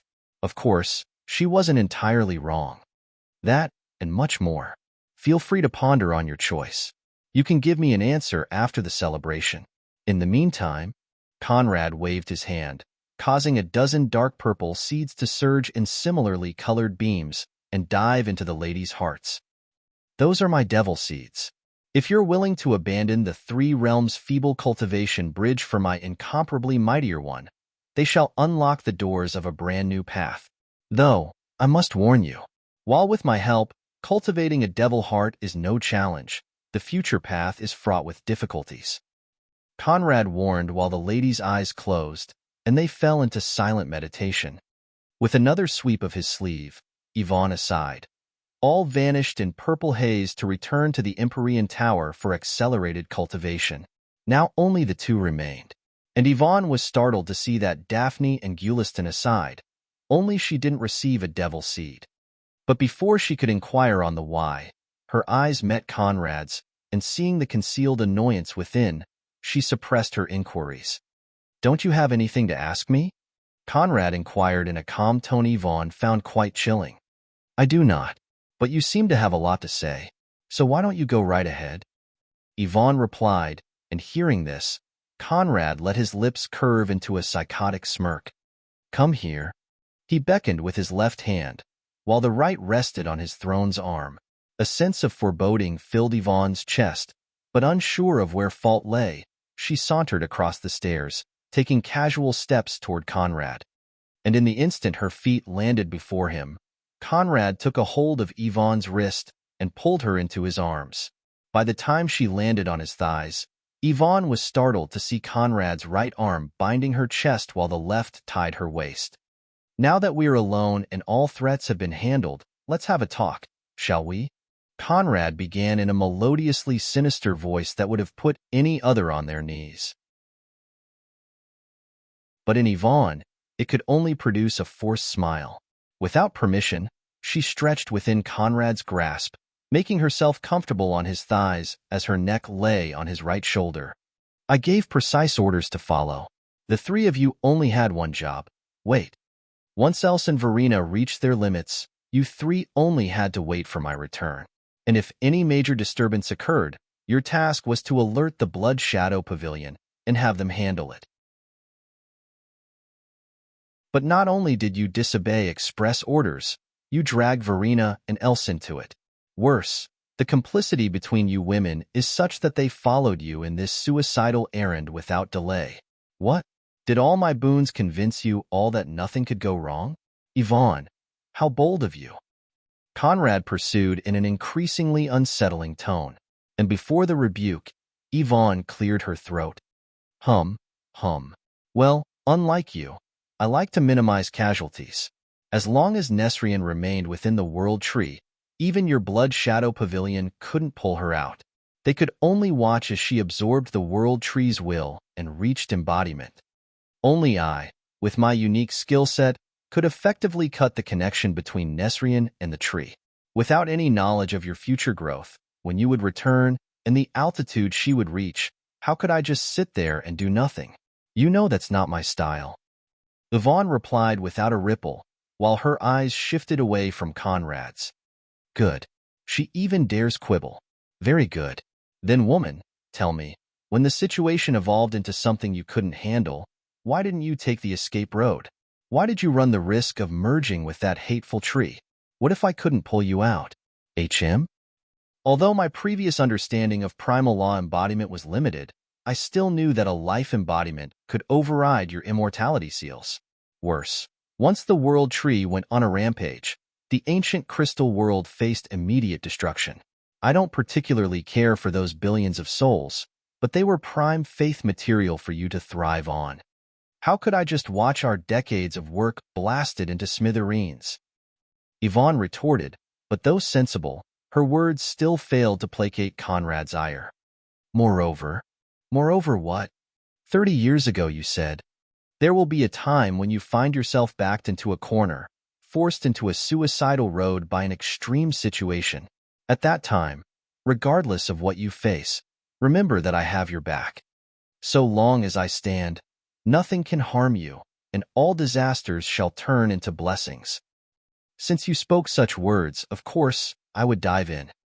Yvonne followed, using Conrad's words against him, and now, he indeed had little left to argue. True, I'd foreseen the event and was ready to handle it. But there is no such thing as a single future. Regardless of how low their probability is, variations always exist. Even fate-transcendent experts can't say with certainty what the future holds. They can only stand 9,999% close to the truth. So what if the world perishes? I will build a new one. So what if my plans suffer delays? My goals will never escape me. With my current abilities, so long as they're not erased by infiniteness or consumed by nothingness, none can elude my resurrection skills. But your condition was clearly beyond resurrection. Weren't you the least bit worried that things might go wrong? Conrad queried, and hearing this, Yvonne's lips curled into a broad smile, and her head rose to rub Conrad's. Naturally not. True faith transcends all manners of trust. Conrad, since I have faith in you, I will never doubt you. Yvonne replied, causing Conrad to shake his head from left to right. How besotted. Today, for the sake of the country's stability, I must discipline you. Conrad proclaimed, but the words echoed without might, sounding more like a role-play invitation than an actual threat. All right, discipline as you will. But if the taste is more than I can bear, don't blame me for asking for more.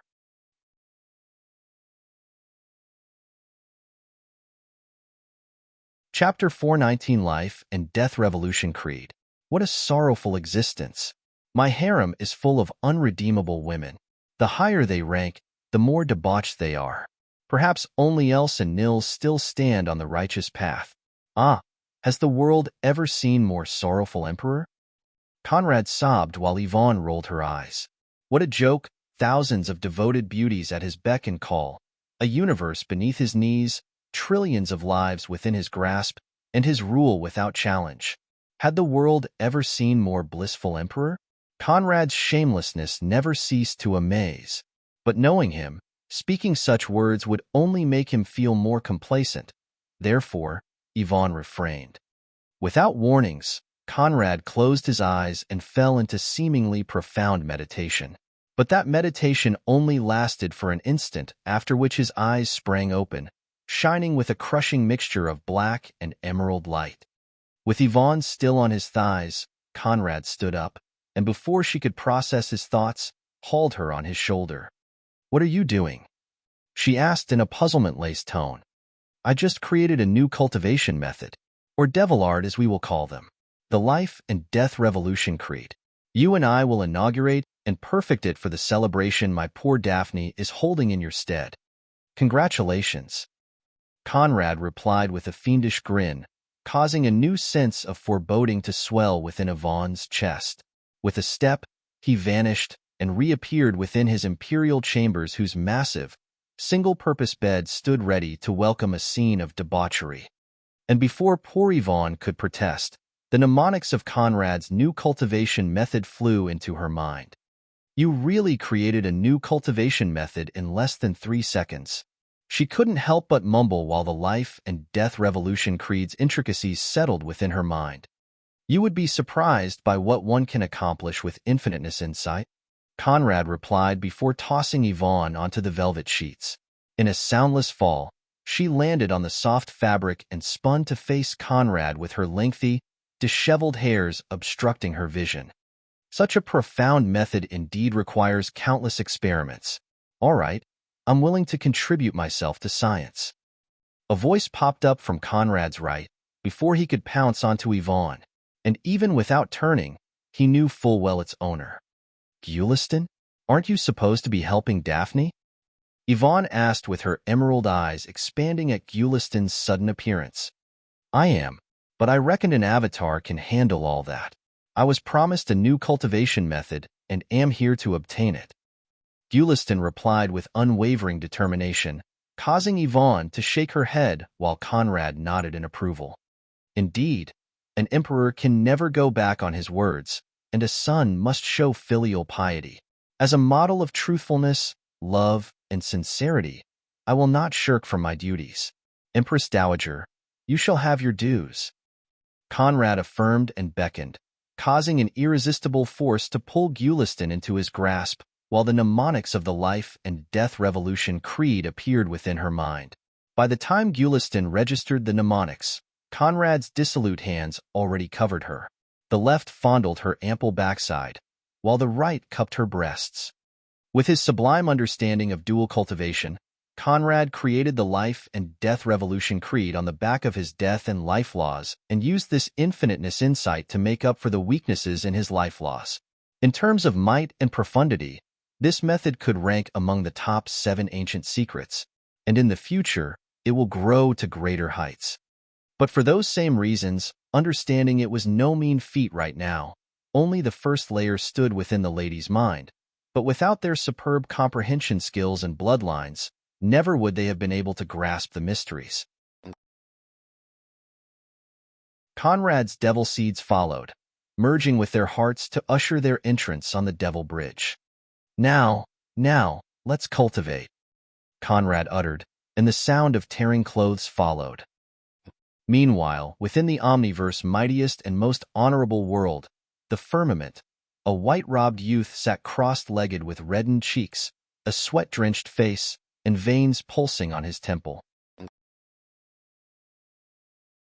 Grimaces twisted his otherwise flawless face as his head erratically shook, contorting in feral feats of violence. By his side, the slender figure of a blood-haired woman clad in a vermilion armor stood. And if not for the bellicose air rippling from her crimson gaze, she could have undoubtedly triggered ravenous desires within any man's heart. And as she stared at the youth's struggling form, clenching her fists to blood, hatred swelled within her Thonian heart. Naturally, regretless was the youth, and this woman, his wife, Blood Nether. In a twister of crimson light, Moon appeared by her side, but spoke no words, silently staring at Regretless. Did you bring back his head? Blood Nether directly asked, and by him, she naturally meant Conrad. As the former princess of the immortal blood domain, and the undying blood monarch's only child, saying that a sea of enmity stood between Blood Nether and Dragon Warden was the euphemism of an era. Her hatred for him didn't lose out to Regretless. And how could it not? As Celestial Slaughter's crown prince and #1 general, the quantity of Nether Realm experts slain by Dragon Warden only lost to his emperor. Worse, Blood Nether's father, the undying blood monarch, stood within the lot. To this day, the sight of her father's immortality broken under the god-executing immortal sword, and his bloodied corpse and soul collapsing within the Nether Realm sky, still haunted Blood Nether's nights. Moon knew it well enough. I'm afraid that's not eldest brother's will. Moreover, he's already turned that world into an impregnable fortress. Only Supremes can break it. And even without that, I'm not Supreme. How can I kill a transcendent expert? Moon replied without shifting her gaze from the spasming Regretless. But hearing this, Blood Nether spun with her rage exploding like a nuclear bomb. Regretless is muddled, confused by eons of unchallenged dominion. That man must die. Even if we can't take his life, suppressing him in body and soul is a must. If you won't do it, I shall. Blood Nether snarled and turned heels, ready to set out. Unwilling to argue, Moon made no further comment. Both Blood Nether and she were quasi-supremes. What she couldn't do, Blood Nether naturally couldn't. This was nothing but a fool's errand. But before she could set out, Regretless' trembling voice echoed. Mother, don't leave me. Your son is unfilial, couldn't protect you, let you endure. Mother, where are you? Come back, I beg you. And hearing this, Blood Nether softened. But right afterward, Peerless, I'm sorry, I was blind and muddled. Come back, why won't you? Wait, what are you doing? New. Unsurprisingly, Blood Nether's softening heart reverted to a ball of flames. Fine. When he steps into the higher realms, I shall use all means to hunt him down, slaughter his relatives, and let him experience the taste of eternal damnation. She pledged, then vanished in blood flames. Moon ignored the words, focusing on Regretless, who remained trapped by his demons. There were two reasons why Regretless could reach his current level. Unparalleled thirst for revenge. B. Unparalleled talent. But for the same reasons, he could never take the final step and reach the true limit of his potential. Now, all the roots of his hatred became sharp blades, ushering him into cultivation deviation. Even for him, that was a fatal disaster.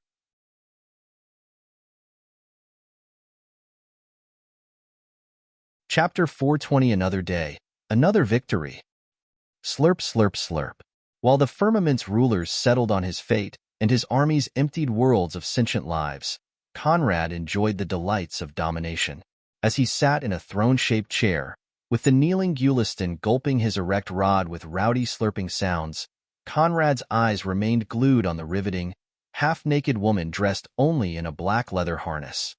That woman, Yvonne, had both her hands tied beneath her back, her lips sealed by a harness ball gag, and her plump rump wiggling as she lied bent like a tail-wagging pet on the bedsheets. Slurp, slurp, slurp. That sight alone brought Conrad to the edge, and with a broad grin, he pressed Gulistan harder on his shaft, making take it all the way down her close-fitting throat while her skilled hands ran across his thighs, balls, and chest. Slurp, slurp, slurp. The slurping sound's pace shot up, with Conrad's veiny shaft pulsing within Gulistan's full lips and feeling its impending release. Gulistan trapped it between her voluptuous breasts to squeeze it on two fronts. With one last attack, she lowered herself to the hilt and welcomed Conrad's erupting spunk. The snow-white fluid gushed down Gulistan's throat, and she welcomed it all in silent delight. In a slow retreat, Gulistan slid up Conrad's shaft, but even as her lips left the tip, not the tiniest drop of spunk leaked. Ah! But as if intent on proving it, Gulistan opened her mouth wide, letting her tongue stick out while her sultry eyes pulled Conrad away from his wagging empress. With a complimentary glance and smile, Conrad lifted Gulistan's chin, then pressed his index against her red lips. With her eyes still teasing him, she suckled the tip. For a moment, Conrad allowed it. But without warning, he yanked his index free of Gulistan's suckling and pushed her forehead in an outwardly light tap that sent her flying onto the bed. Unlike Yvonne, Gulistan lay in a torn dress. But by the time she landed beside the Empress, the same leather harness and gag appeared to cover her. Interlace bed restraints surged, binding both Yvonne and her mother-in-law onto the mattress, and keeping the former bent on her knees while the latter lay with her legs spread wide. Unwilling to let such a tantalizing picture go to waste, Conrad stood up, sauntering toward his trapped prizes with a predatory glint shining within his icy eyes. As if pushed by eerie forces, Conrad's back-length hairs fluttered by his side. and by the time he reached the bed, they twisted like snow-white tendrils. MHHM, muffled by their gags, and wholly suppressed by Conrad's exceptional bindings, both Yvonne and Gulistan huffed in enticing annoyance. In response, Conrad stretched out his bare hands. Another pair of arms grew from his sides, and 2 palms fell around Yvonne's supple-ass cheeks, while the remaining 2 landed on Gulistan's. Without a word, Conrad copped a feel and spread their cheeks, while leather-padded blindfolds appeared to blind them both. Pulling back his hands, Conrad straightened his back, watching with a smile as the 2's lower lips moistened while their bodies tensed in the apprehension of the unknown. Forgoing the use of spanking paddles, Conrad rubbed his palms against one another, producing a friction sound that didn't escape the 2's acute hearing. *paw. Star. One smacking sound echoed as 2 of Conrad's hands greeted the bound ladies, but cheeks with resounding slaps. MHHHHHHH. They huffed in muffled moans.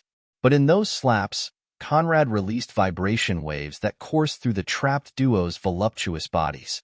And to say nothing of Yvonne, who'd never experienced it beforehand, when those vibrations assailed her, even Gulistan spasmed on her back with her eyes rolling back. Yvonne was no better off. But even as the 2 quivered and their juices abounded, the spanking continued. *paw. *paw. *paw. *paw. Star. In a succession of perfectly synced spanking sounds, Conrad's 4 hands rained on the ladies' cheeks, marking them with flaming red handprints that sank increasingly deeper into their flesh while vibration waves sent their minds into chaos. MHHH, MHHHH, MHHHHHHH. Their muffled moans escaped the confines of the silencing gags to echo within the room while their asses and tits bounced no end. It wouldn't be long before the 2 fell to the first orgasm, then the second, and the third. And by the time Conrad pulled back his reddened hands, they'd lost count of how much they came. If not for the interlace restraints holding them in suspension, the 2 would have collapsed on the bed. Still, Conrad didn't spare them. With 2 hands, he grabbed Yvonne's waist, aligning her drenched cunt with his scalding shaft while the last 2 gripped her erect nipples. Though blindfolded, the brush of Conrad's shaft against her drenched lower lips painted a vivid enough picture in Yvonne's mind. But though she wished to rub her rump against his meat rod, she didn't dare. After all, this was punishment. And as the pet, obedience was a must. Thus, she trembled with aching needs while Conrad teased her front and back. Satisfied by the submissive display, Conrad pushed his meat rod against Yvonne's fold, impaling himself to the hilt with one direct thrust into this gripping snatch he knew and loved so much. Ah! MHHHMM.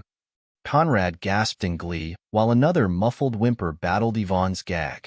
Meanwhile, poor Gulistan's spread legs trembled with need. Not forsaking her, Conrad extending his second, left hand toward her snatch to finger her as he plowed Yvonne. Just like his hand before, as it lodged within the suppressed Empress tunnel, the scalding rod released debilitating vibration waves. But worse, golden and blue light erupted to further boggle Yvonne's crumbling mind. And if that weren't enough, emerald and black light from the light and death revolution creed burst from all their bodies to bring the barbaric pleasure to unprecedented heights. Conrad first wandered Yvonne's cunt with slow, taunting moves, before sliding to the entrance and slamming right back to the cervix. Her head rolled back, her back arched, her breasts bounced, and the pounding began. *paw. *paw. *paw. *paw. Star. *paw. *paw. *paw. *paw. Star. While Conrad's unrivaled rod rammed Yvonne's gripping fold, his masterful fingers oppressed Gulistan with relentless orgasms that only lost to Yvonne's by a narrow margin. And after unloading in his Empress cunt, Conrad switched to his new dowager, going back and forth between the 2 in their holes until both received 10 loads in cunt and rear. Only then did he show mercy and let go of them. And seeing the two formidable women lying with demented contentment on the bed, Conrad stroked his chin with a complacent smile. Another day, another victory.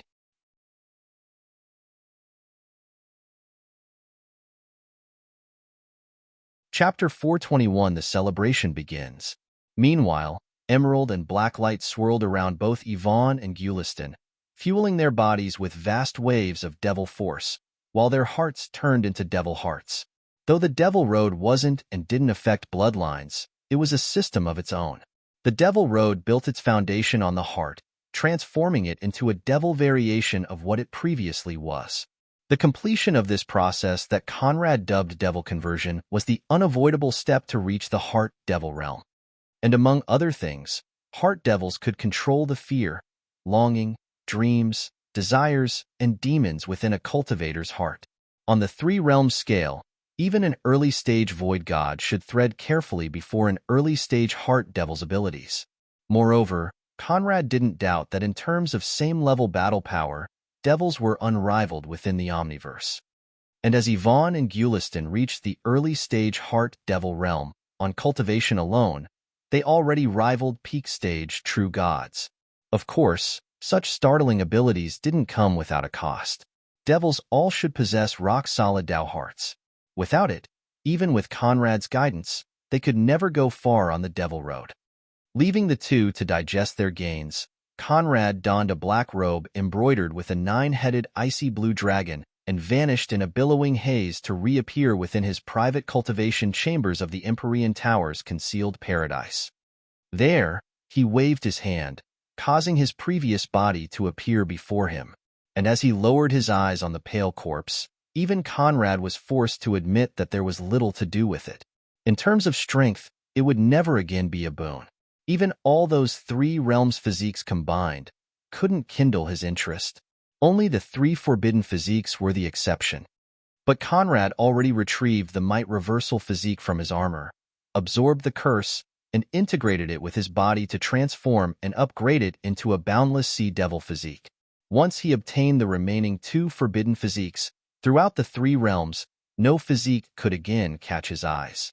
As for the cultivation, was that even a question? But recalling how much he struggled to build this impeccable foundation, Conrad truly had a hard time to accept seeing it all turn into nothing. Meridians, avatar, star quantity, all those no longer served any purpose. With a sigh, he closed his eyes and folded his arms beneath his chest. The gains more than make up for the losses. A man of high aspirations cannot dwell on trifles, Conrad stated, and stretched out his hand, causing the corpse to burst into light particles and morph into two distinct spheres. One possessed his cultivation foundation, the other, his physiques. Although he currently had no use for them, that didn't mean they couldn't be of use in the future. With another wave of his sleeves, Conrad channeled his nascent infiniteness insight to start the production of new, superior Valkyrie armors through his system. The production of the 5,000 units carried on for 3 full days. Of course, 3 days in the tower only equaled 2 hours outside. When the last armor landed before him, a sweat-drenched Conrad collapsed on the floor. Systems were similar to computers in that they received a request, processed it, and returned an output. Nephilim souls were convenient processors to make them run without a hitch. Without one to power them, the creator would have to tap in his own infiniteness reserves. And for Conrad, who only stood at nascent insight, it still was quite taxing. In a thud, Conrad sat cross-legged to restore his strength. 5 minutes of revolving his life and death revolution creed was all it took to return to the peak. Without delay, Conrad stood up and delivered the Valkyrie armors to those requiring them. Of course, he did not forget to offer shags as he went, thereby leaving trails of copious spunk within the consort's quarters. Within the tower, a whole month passed before Conrad finished his grand tour of the 5,000 Valkyries' quarters. Across that month, each hour saw 6 or 7 Valkyries plowed by Conrad's ravenous rod. And as the tour ended, recalling his mortal days within the barbarian continent, Conrad thanked all the malevolence in the Omniverse for leaving that mortal past far behind. Mortals truly were sorrowful existences. Even with the will, none could ever enjoy the delights he could. For an instant, Conrad considered banning mortality and making all living things across the ancient crystal world immortal, but then advised against it. Meanwhile, Daphne and Gulistan's preparations carried on, and although she'd relinquished the duty to more capable hands, Gulistan still oversaw the progress. To accomplish Conrad's will in 24 hours naturally wasn't feasible. Therefore, the genius Daphne prepared the miscellaneous things the celebration required within the tower, then brought them to the outside. Thus, she effectively used 1 month to complete the one-day task. Better, even before she got to work, she had the audacity to send letters throughout the ancient crystal world, conveying all government officials, army leaders, wealthy merchants, priests, and nobles to attend the grand celebration. Naturally, none dared refuse.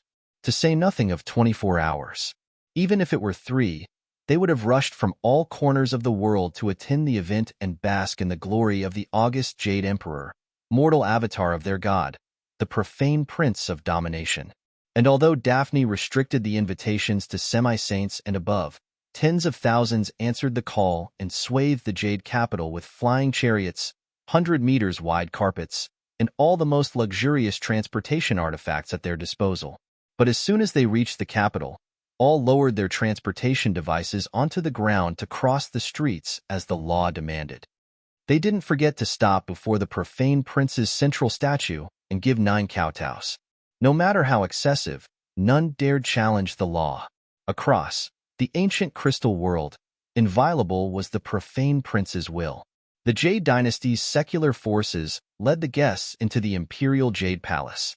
Stretching across 60 miles with tens of thousands of building complexes, the Imperial Jade Palace stood as a massive city of its own, awing all non-residents glancing at its splendor for the first time.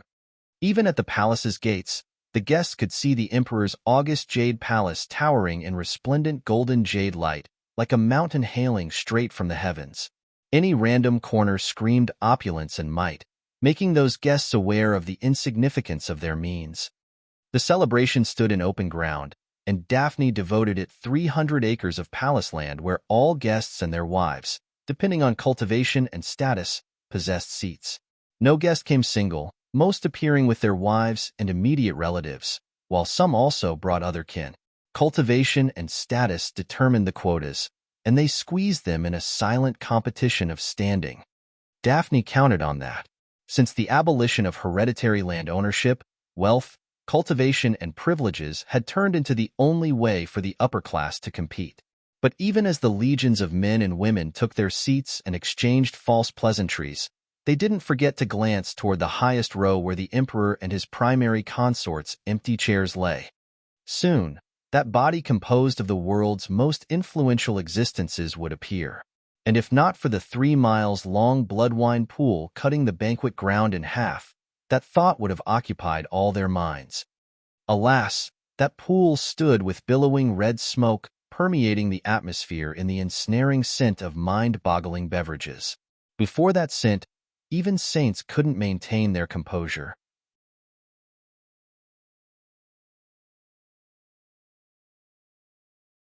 Chapter 422 Daphne's Ploy Part 1.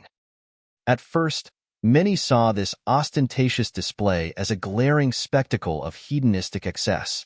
The barbarian officials, in particular, didn't see the gargantuan wine pool in a pleasant light. But when the scent reached their nostrils, and they felt their cultivation bases striving toward the next level, their eyes widened in disbelief.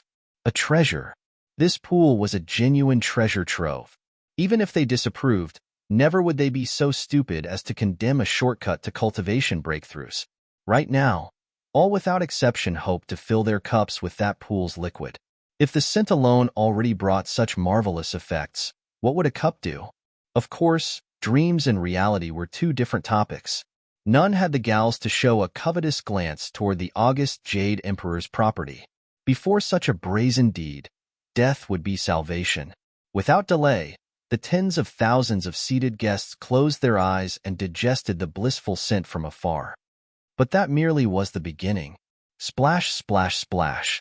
In a succession of splashing sounds, hundreds of dazzling mermaid beauties emerged from the pool, and in tandem, livened up the solemn scene with mesmerizing melodies that instantaneously ensnared the hearts of the gathered men.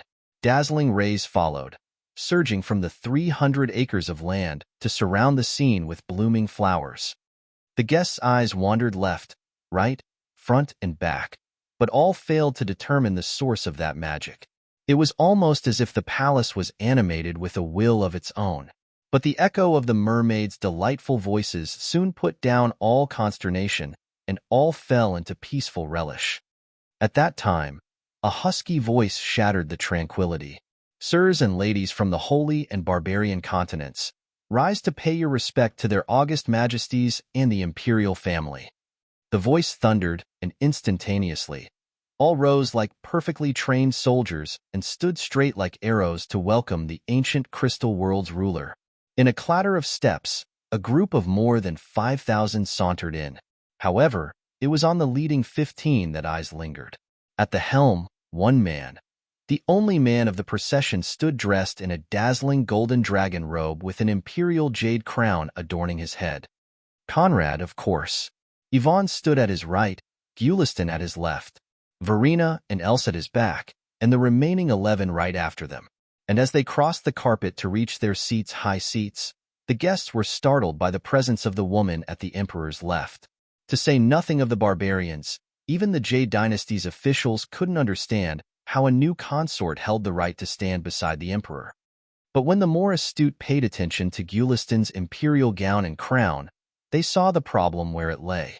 Only scant differences stood between Gulistan and Yvonne's crowns. However, the gowns showed a critical difference.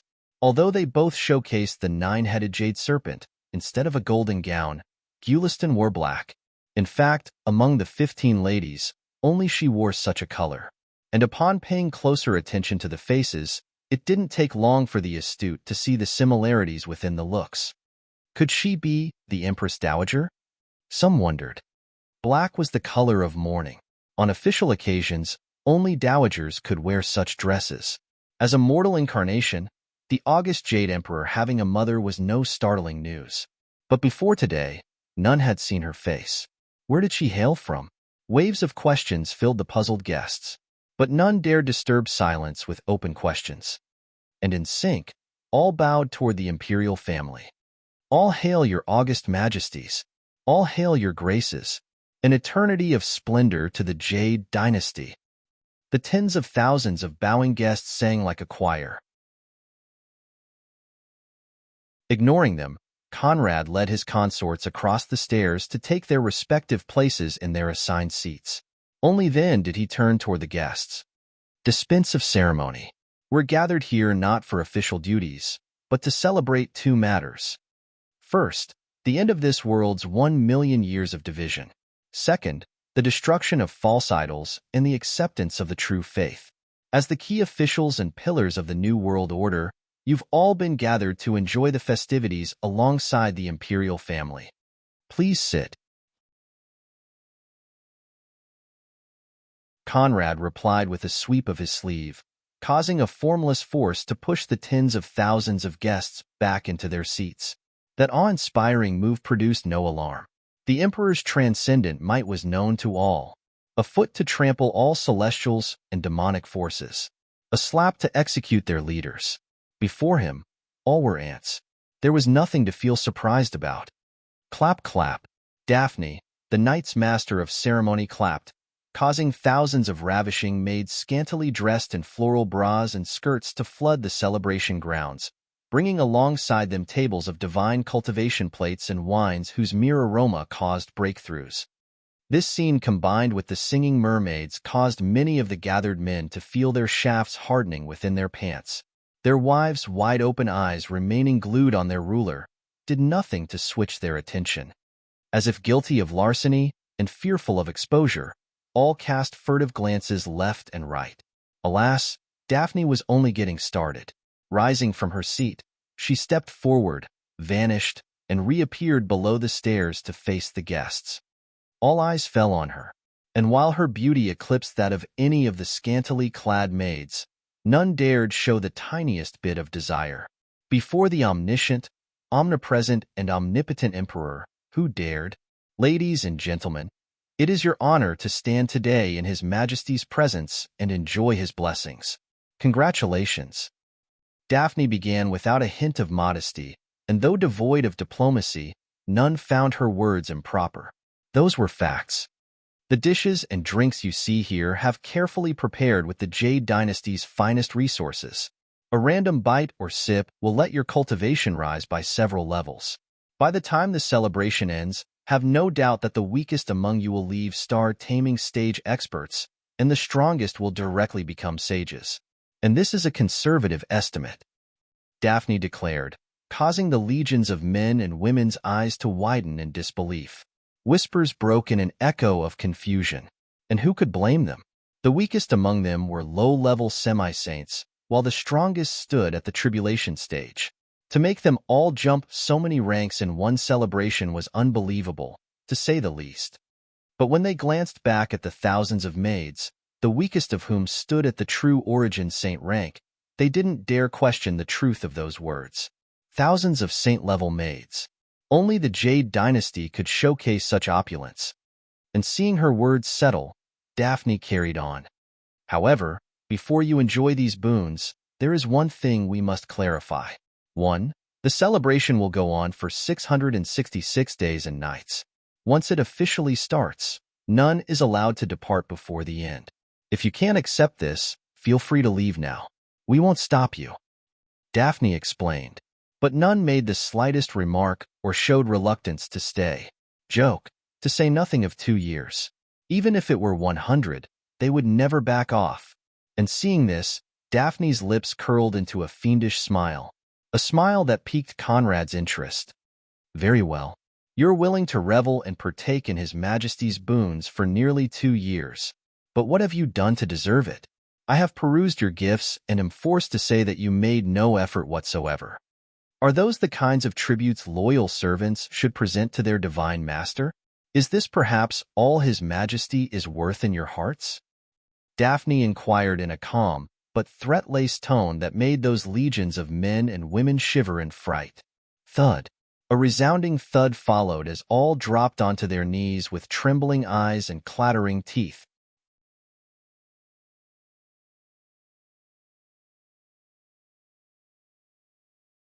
Chapter 423 Daphne's Ploy Part 2.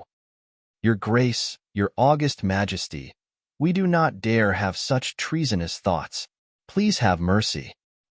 All proclaimed like a desperate choir and kowtowed toward Conrad, whose lips had now curled into a smile. Naturally, he could see through Daphne's ploy. The meaning behind her words was obvious, and with the crime of contempt toward the emperor hanging above their heads, all fell to surrender to desperation. When did I mention treasonous thoughts? I made a simple remark and you abjure the sin of treason? Could it be an instance of revealing truth out of fear? Interesting. Daphne countered, causing cold sweat to erupt from all those officials, lords, and merchants' foreheads. Instantaneously, all wondered what they possibly did to offend this heartless woman. But again, the more astute saw the scheme where it lay, and while still prostrating on the ground, asked, Your Grace, we were momentarily muddled and failed to showcase our devotion to our Lord.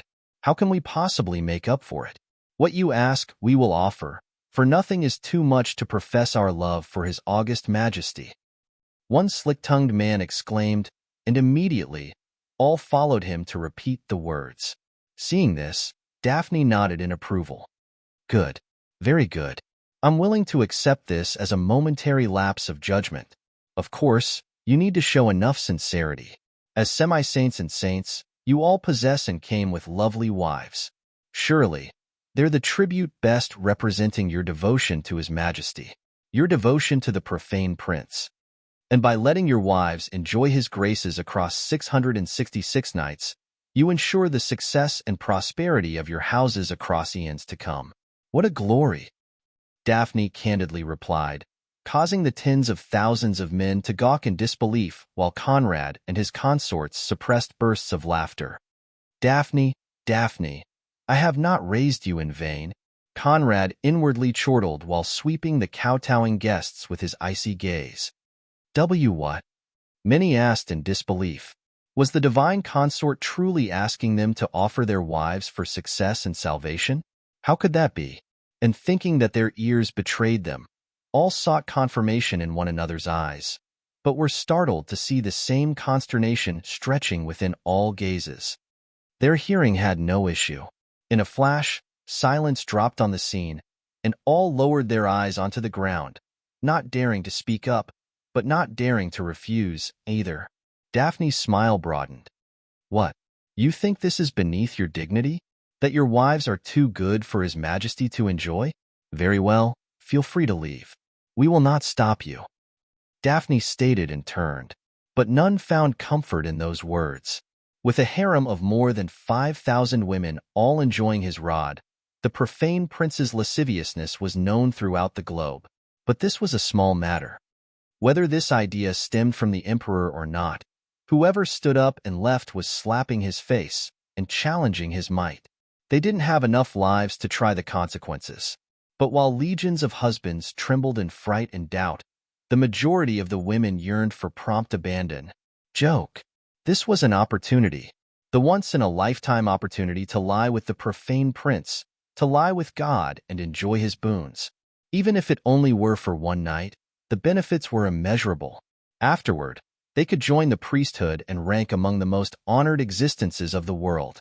Husband, I understand your difficulties and will not blame you. You have no other choice. Husband, you must think of the children's safety. Husband, father and mother-in-law are counting on you. Husband, I can't bear to see you harmed because of me. Although it breaks my heart, we have to comply. Husband, husband, husband. The legions of wives whispered to their trembling husbands, causing their veins to erratically beat and their organs to spiral out of control. However, in the emperor's presence, none dared spurt blood. A wealthy merchant first stood up and bowed toward Conrad. Your Majesty, it is my glory to offer you my wife. Thank you for blessing her with your graces. He exclaimed with tears of joy and a tone laced with sincerity. A man that knows the times. Admirable, admirable. Conrad silently praised, while others rose to follow in that merchant's footsteps. Your Majesty, thank you for receiving my wife and blessing her with your graces. Thousands of men rose to surrender their wives and thank Conrad for cuckolding them. Daphne waved her hand, and all men that offered their consorts saw green hats drop the sky to cover their head, thereby separating them from the rest. Holy shit!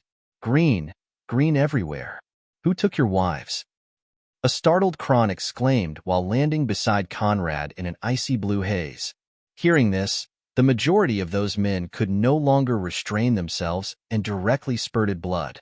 Pooh, but other, more resilient to abuse, endured the blow, merely teetering on their feet. Still, more men rose to surrender their wives and receive their green hat. It took Conrad the entirety of his mental fortitude to not burst into laughter. But at that time, a man rose to break the gaiety and shatter Conrad's relish. Despicable harlot, self-indulgent tyrant, how dare you request such a thing from us? Even if today I perish, never will I offer you my wives. What are you taking us for? If you want to kill, kill. An olive-skinned man that clearly hailed from the barbarian continent proclaimed.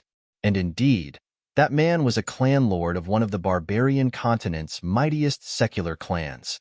Although like the rest he surrendered to Zamira's Borkson tribes and the northern Khanate, then pledged eternal allegiance to the profane prince, switching faith was one thing. Suffering and dignity, another. But hearing this, Conrad let a mild chuckle escape his lips. Oh, very good. What's your name? Conrad asked in an amused tone. Vodash. I don't care. He cut before the man could finish his introduction. You call me a self-indulgent tyrant? Indeed, I am. But if not for me, this tyrant, you would now be feeding to worms of the barbarian continent. Who are you? What are you? To say nothing of your wives, If I want you to offer all the lives of your family, you must. As for your women, boy, having them receive my seed is the brightest thing you can do in all lifetimes. Who knows? Perhaps they'll get lucky and give birth to my bloodline. What glory would you then enjoy? But instead of thanking me for cucking you, you have the gals to speak in outrage and curse me and my beloved consort with treasonous remarks? Good, very good. Then let your wives decide your fate. Conrad proclaimed and waved his hand, causing that man's 2 wives to vanish and reappear on his thighs. And as soon as they did, a mind-boggling aroma, able to put even goddesses on their knees, erupted to ensnare them both. Ladies, I will let you choose. In whose arms do you wish to spend the night?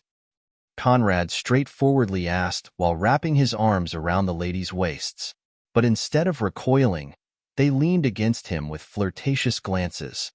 In your Majesty's arms, they candidly replied, causing the barbarian clan lord to stagger and drop on his rear. Impossible. You bewitched them. He snarled while aiming his wobbling finger at Conrad. But hearing this, the profane prince burst into laughter. Bewitch? Are they qualified for me to bewitch? Allow me to be blunt. My sin is enough for them to forget any affection they might have held for you. My presence is the only spell they need. As for you, he countered and switched his attention back onto the ladies who now openly rubbed against him. What should we do with him? Conrad asked them both. He can't distinguish right from wrong, repays benevolence with malice, and dared make treasonous remarks toward your majesty. Such a man deserves to be hacked in 10,000 pieces. They replied in tandem, following a brief mental exchange that naturally didn't escape Conrad. As the words echoed, the rebelling barbarian's accusing hand went limp and dropped beside him while his eyes expanded at his wife's cruel betrayal. Well said, ladies. But if he wants to die, I will never kill him. Cripple his cultivation, castrate, and give him work as all-purpose stress reliever. All are free to use him for whatever needs they might have. As for his clan, enslave the men and promote the women. Make sure they know to whom they owe their fortune. Conrad ordered, and instantaneously, 2 guards appeared to drag the man to his unexpected fate. Worse, an immortality seal appeared on his forehead to ensure an eternity of damnation. Tyrant, tyrant, heaven and earth will not spare you. He snarled, and before such a curse Conrad merely replied, Unfortunately, I am the heavens, I am the earth, and I command you to tear out your tongue, every day at this precise time. For the rest of eternity, Conrad ordered, and driven by an irresistible force, the barbarian rammed his hand down his throat, and in a grotesque eruption of blood, ripped his tongue off.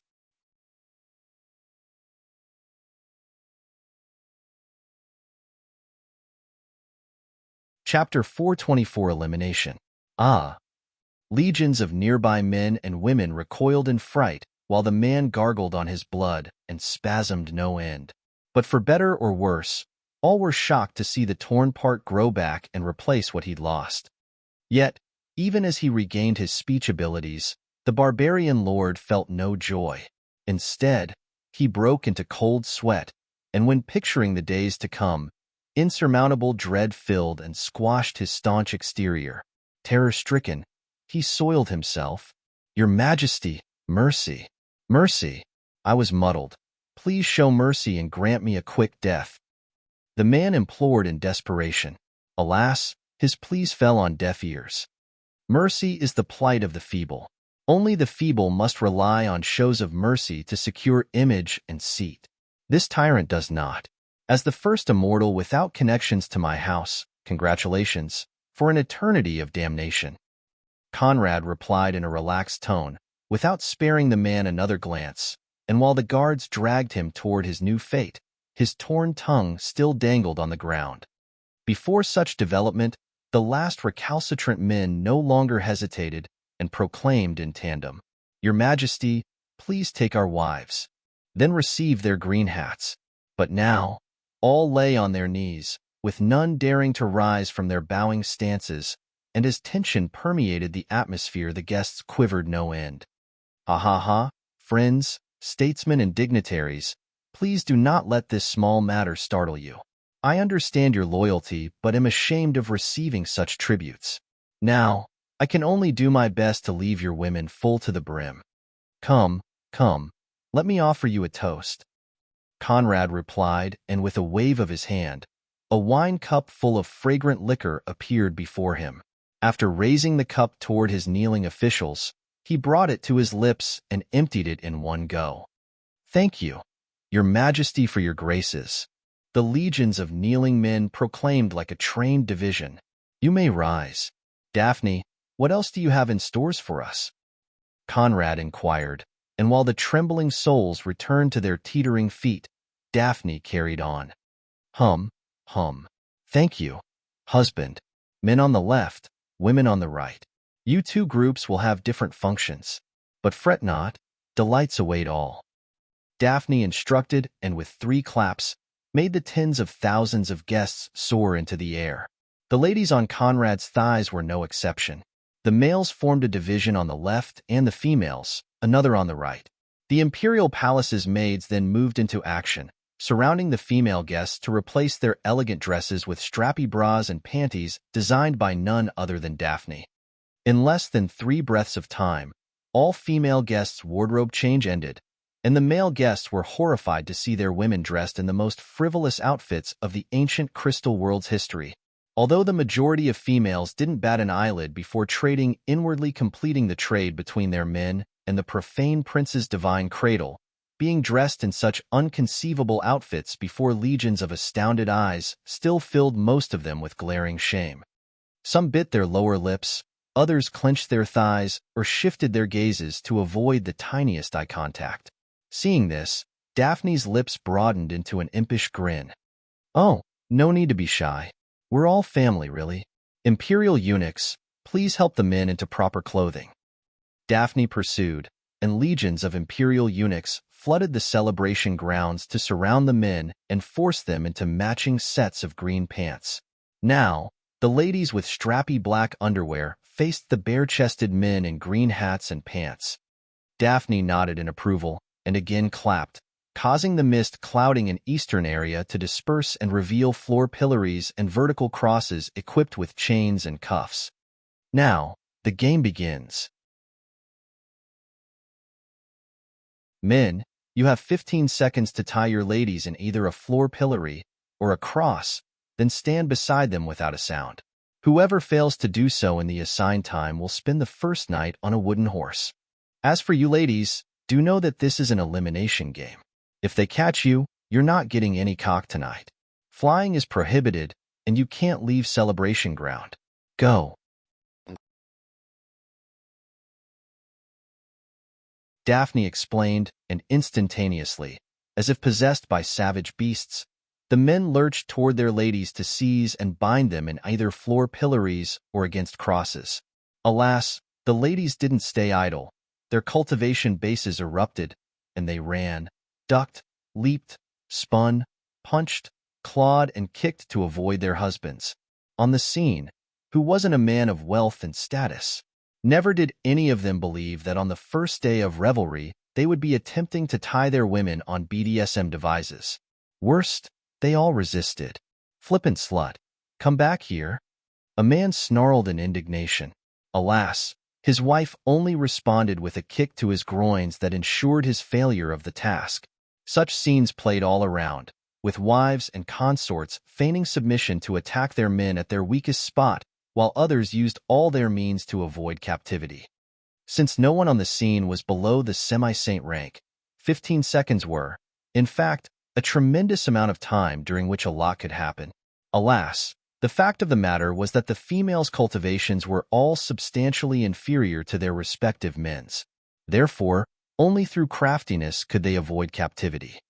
As the 15th second ended, and Daphne clapped her hand to mark the competition's end, she wasn't startled to see that of the more than 10,000 women, only 958 managed to evade their men's capture. The rest all thrashed in either a floor pillory or against a cross. Seeing this, she nodded in approval. Roughly 8% succeeded. Not bad. Congratulations. In the future, all of you have a chance to remain in the Imperial Palace. Of course, position will depend on later performance. Daphne commented, and naturally, her words possessed Conrad's backing. And as he sipped his wine glass, his eyes swept the 958, trying to identify pearls suitable for the harem.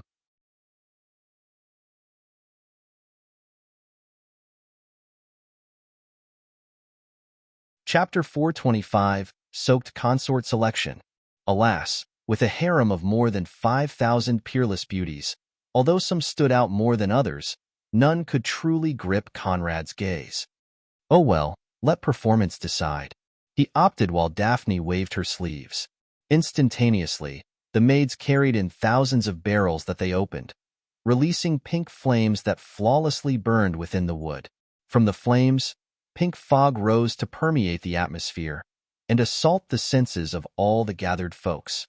While Conrad and his consorts didn't bat an eyelid before the hallucinogen, for the guests, it was another matter.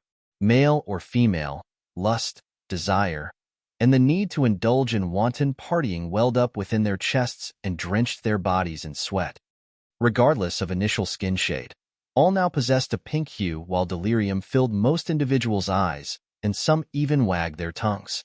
Unable to restrain themselves, the victorious men ignored all consequences to turn toward their trapped ladies. As for the defeated, they cast covetous glances at those they failed to snatch. Alas, before they could make a move, chains burst from the ground to bind and trap them all in unsatisfied lust. As for the ladies, those bound to floor pillories and crosses didn't have much choice and could only contort with aching need as their exposed folds drenched their thighs and the ground underneath. But for the 958 successful ladies, it was another story. If before they stood in deference and respect, trying to conceal the desire Conrad kindled within them, when the mist kicked into gear, they lost all restraints and stared at him with voracious hunger. Naturally, with Conrad standing, other men fell into the background. Alas, even in this aphrodisiac-induced frenzy, none dared assault the profane prince. There were simpler ways to court damnation. But as the 958 trembled with soaring needs and flaring lust, from Conrad's left, Guliston's voice echoed. For indeed, this round was her nefarious idea. Round 2, Mental Fortitude. Each and every single one of you will receive a plate with a jug and glass of wine to offer His Majesty. Bring it to his table, serve him, and wait in silence as he drinks. Then bring the plate away as you return to your initial position. If you can accomplish this, you pass. If you can't, just say the words, and His Majesty will give you release. But of course you fail. Guliston explained with a roguish grin, and hearing this, even Conrad was forced to arch an eyebrow. To say nothing of those women, unless he suppressed his natural scent, even sages couldn't stand straight in his presence. But all those ladies already suffered from the aphrodisiac mist. How could they succeed? It would be great if they didn't try to chew his rod. But if some could indeed power through, then without hesitation, Conrad would take them into the imperial harem and bestow devil seeds upon them. Meanwhile, Guliston's words ended, the implications making the ladies clench their fists as they pulled in deep breaths to calm their erratic mental states. The maids gave each one a golden plate on top of which a wine jug and empty glass stood. The women were then lined up from number 1 to 958. Go, Guliston ordered, marking the second round start. Alas, of the 958 women, 100 couldn't even take 3 steps before losing control. Another 200 collapsed before the stairs leading to Conrad's table and hurled themselves at him. While Conrad's lips curved into a smile, Guliston suppressed them all. 658 remained. But as the first to make it reached Conrad's table and smelled that mind-boggling floral scent, she immediately collapsed. Your Majesty, please help me," she exclaimed, and Conrad shook his head before extending his hand toward the woman's crotch. His middle finger trailed her crotch, brushing her moist flower bud and clit while releasing a faint vibration force. Instantaneously, the woman's eyes rolled back, and with a wagging tongue, she exploded in a massive orgasm that watered Conrad's table with sexual juice. Oh. The lady groaned and tumbled onto the ground. Guliston's right hand made a leftward sweep, and a formless force dragged the fallen woman to the defeated spot. Another followed, then a third, a fourth, and so on, until 200 all admitted defeat before Conrad sent. However, as the 201st lowered the plate before him, Conrad was startled to see that though trembling, she managed to raise the jug, fill the glass, and extend it toward him. With unremarkable cultivation and inexistent physiques, such an achievement was no mean feat. Impressive, Conrad remarked while raising the glass toward his lips and emptying it in one go. The girl then retrieved the plate and successfully returned to her original position. Even Yvonne nodded in approval. Another 100 fell before a successful candidate again appeared, and by the second round's end, among the original 958, only 7 succeeded and still remain standing. Congratulations, you've obtained the right to personally attend to His Majesty during the first night. In the future, the Imperial Harem will definitely have your place. As for those that could only reach the stairs, they will become Imperial maids. Guliston proclaimed following a brief mental exchange with Conrad. And hearing this, those 7 women felt themselves lifted by otherworldly forces. It was as if they'd gone from the lowest to the highest point of the universe. And who could blame them? Across the ancient crystal world, all women's most coveted destination was the Imperial Harem. As long as they obtained the God Emperor's favor, they'd go from carp to dragons and stand above billions. Thank you, Your Majesty, for your graces. The 7 bowed in tandem. Conrad made no formal reply, but waved his hand, causing 7 dark purple seeds to appear and dive into the women's hearts to initiate their devil conversion. Meanwhile, Guliston stood up, while Daphne clapped, causing the celebration grounds to tremble. Across a surface of 150 acres, a third of the celebration grounds, everything rose, lifted by rising earth in the middle of which thousands of stairs stood. Conrad, his house, present servants, and guests all stood on this platform. Round 3 now begins. Apologies, there is no round 3. With the preliminaries over, the males will be escorted to the lower level where they will enjoy their own celebration for the next 666 days. There, depending on your performance here, punishment, food, wine, exotic demonic beasts, and a profusion of drugs await.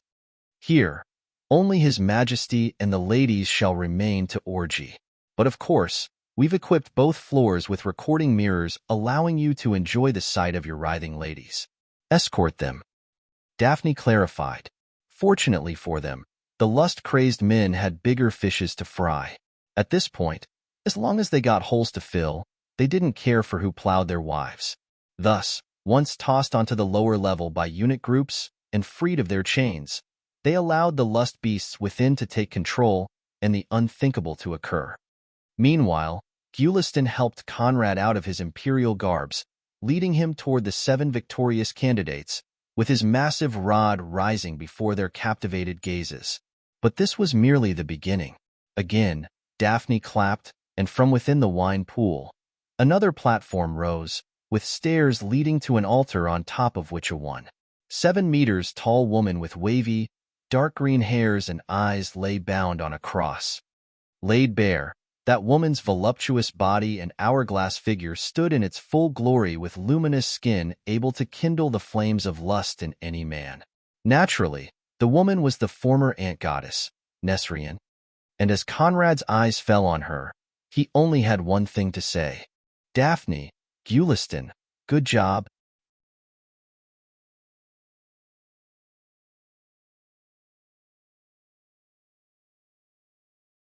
Chapter 426 1000 Folds.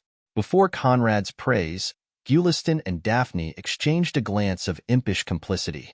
Thanks to this 1 month of time spent within the tower, devising and organizing this event of depravity, the two discovered many common points in one another. Daphne quickly became Guliston's favorite. In tandem, they clapped, causing the pink smoke and flames to burn with 10,000 times the intensity, and fill the atmosphere on their floor with mind-boggling aphrodisiacs and euphoria even god-level existences couldn't resist. All members of Conrad's harem felt their bodies both relaxing and heating up, while their minds rose to higher states of bliss. If before, the 7 victors still managed to endure, when the intensity reached this crushing level, they lost their minds and pounced onto Conrad like feral beasts of lust. Undisturbed, Conrad stretched out his hands, welcoming them all in his profane embrace with his lips curved into a fiendish smile. Meanwhile, his consorts tore their dresses and undergarments to play with their breasts and dripping cunts. Ah! Increasingly bolder moans filled the air as the 7 ladies sandwiched their master. To ensure all would get a piece, Conrad first grew a second shaft, then expanded his rods to a shocking 33 centimeters. Frenzy with soul-consuming lust, the ladies didn't care for such an eldritch scene dropped on the focus of their needs. 3 attacked the rod on the right, while 3 others swathed the one on the left. Each group focused on tip, under, and side. The 7th was bolder and leaped across them all to tie her legs around Conrad's waist and force her lips onto his in a feral kiss that would have shoved any other onto the ground. Conrad, however, stood firm, his hands wrapped around the beauty's waist while his tongue wormed into hers with greater passion than even her frenzied state could produce. His scents assailed them all, magnifying their craving no end. Slurp, slurp, slurp. The 2 beauties attacking the tips stretched out their lips to impossible ends and gobbled Conrad's rods, going up and down with more greed than technique and letting their base desires lead them through the day. At the same time, 2 others lay beneath the rod, licking them from underneath, while the last 2 slurped the sides. Conrad wormed his hands into the strappy panties of the one, tying his waist to cope a good feel and squeeze those soft buttocks of hers. He then spread open the cheeks and used her own juice as lubricant to push his fingers into her butthole and explore it while she moaned in delight. "Oh, your majesty, yes, yes." The lady groaned while Conrad pushed a second finger in, expanding her hole before attacking her cunt while seizing and sucking her bouncing breasts between his lips.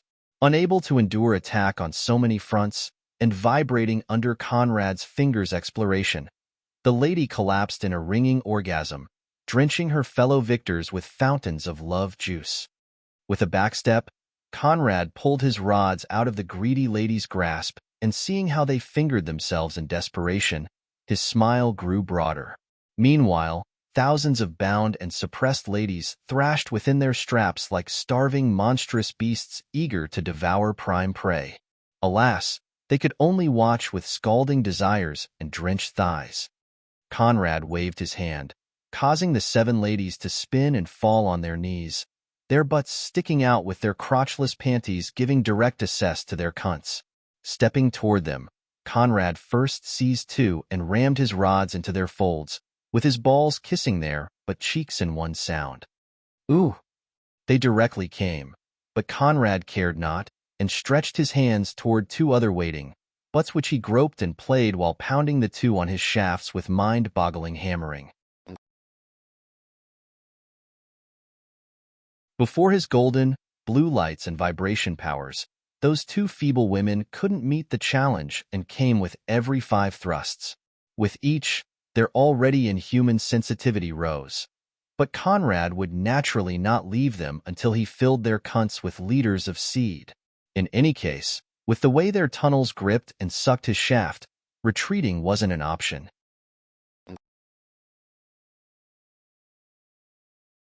Conrad hammered at the ladies' cunts without restraint and filled them both with large gushes of spunk, even as the repeated kissing of his balls marked their backside. Pulling out the 2, he grabbed 2 others and filled them both with the meat lance they so craved, hammering them into successions of orgasms before emptying his cum within them and moving on to 2 others. But when he reached the 7th, Conrad couldn't help but chortle. "Congratulations. You get 2 for the price of 1. Conrad jested before aligning his rods with the beauty's cunt and butthole, then invading them with his impossible length that bulged her stomach even as he rammed her holes. "Aya! Oh! Oh! Your Majesty, please hammer your dissolute servant." Plow me. Oh, yes. Yes. She growled, pinned on her back, gripping and clawing at Conrad's arms while he pile-drove her from above in the mating press and filled her body with jolts of electrifying vibrations and numbing warmth. Oh! Conrad grunted before dumping his loads within the seventh's cunt and rear. But this merely was the beginning. With a wave of his hand, his new harem throne appeared, and he sat within, then beckoned toward the suppressed 951. Instantaneously, their suppression vanished, and with no need for guidance, they hurled themselves at him. Two would beat the others in speed, and impale themselves on Conrad's shafts to slam their cushy rears on his engorged meat rods like the cock-starved individuals they were. Oh, ooh, oh!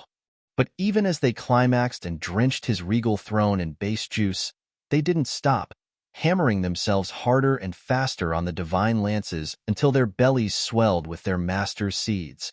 Only then did they collapse, and with a leftward sweep of his hand, Conrad sent them to lie on the side and welcomed the next competitors. Your Majesty! Your Majesty! Oh! Ladies groaned as their snatches clenched around Conrad's cock and milked it of all its worth. In that fashion, all replaced one another on Conrad's rods for frantic mating and cum draining. And as the last of the 958 ladies fell with her belly bulged by liters of seed, Nesrine, who bore witness to this more than 2 weeks long scene from above, shivered in fright. Alas, as she felt the moistening liquid trailing her inner thighs, Nesrine was forced to admit that fright was secondary.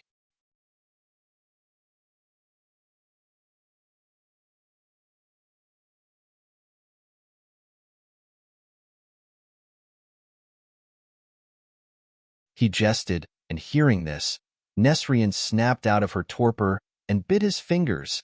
Alas, the full might of her jaw could never put a dent on Conrad's transcendent body, and the pointless gnawing only gave her the looks of a tantrum-throwing pet. Easy, they're not going anywhere, Conrad assured while passing his hand through her curly hairs. Realizing the absurdity of her move, and that she was once again being made a fool of, Nesrine let go of Conrad's fingers in an abrupt move. But how could he allow her to come and go as she pleased? Before Nesrine could pull her head back, Conrad trapped her tongue between his index and middle finger, forcing her to stick it out. Bepawed bastard, I won't spaw you, Nesrine struggled to say. But with her tongue hanging out, she could only speak incoherently, releasing comical noises that failed to showcase any seriousness. And as the echo of her own words reverberated within her ears, Nesrine felt her cheeks redden with shame. Cute. Don't worry, I won't spare you either, Conrad replied, making her blush grow brighter before sucking her tongue within his lips. Slurp, slurp, slurp.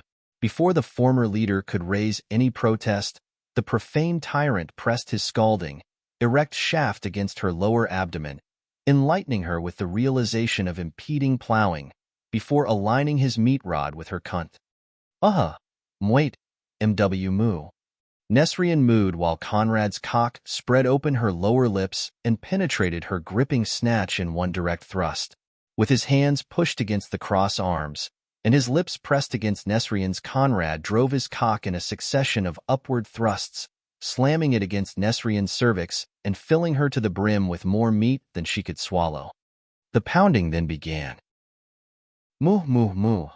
And while Conrad rocked his hips against hers, hammering her cunt against the cross while keeping her tongue trapped within his lips, Nesrine mooed in shameful delight. But if at first she still knew shame, when the vibration waves, golden and icy blue lights kicked into gear, all measures of shame flew past the windows, and she abandoned her cunt to this mind-boggling cock. Moo, moo, moo. In a succession of thundering moos, Nesrine orgasmed, but still, the relentless oppressor plowed her insides, not stopping until his copious spunk burst into her. Only then did he release Nesrine's tongue, and as his cum trickled onto the ground, Conrad declared, What zenith ant? That is supremely inaccurate. From now on, you will be a zenith cow. And to back his words, from his unalone lotus tattoo and rod, Conrad released emerald light rays that changed the very nature of Nesrian's demonic blood, making her go from Zenith Ant Demon to a brand new Zenith Cow Spirit. Nesrian's hairs went from dark green to white, with only a light green luster remaining, while cow horns sprouted from either side of her head. But dazed by the pounding, she could not make sense of the change and attributed the tingling in her abdomen to Conrad's hammering. With a wave of his hand, Nesrian's chains broke, and while her body settled in the new change, he lifted her by her legs, holding her in suspension against the cross to plow her mid-air in a succession of perverse positions across innumerable hours. As usual, no hole went unfilled, and this time, even without Conrad's tricks, Nesrian mooed no end, orgasming without restraint while he filled her with unending gushes of spunk.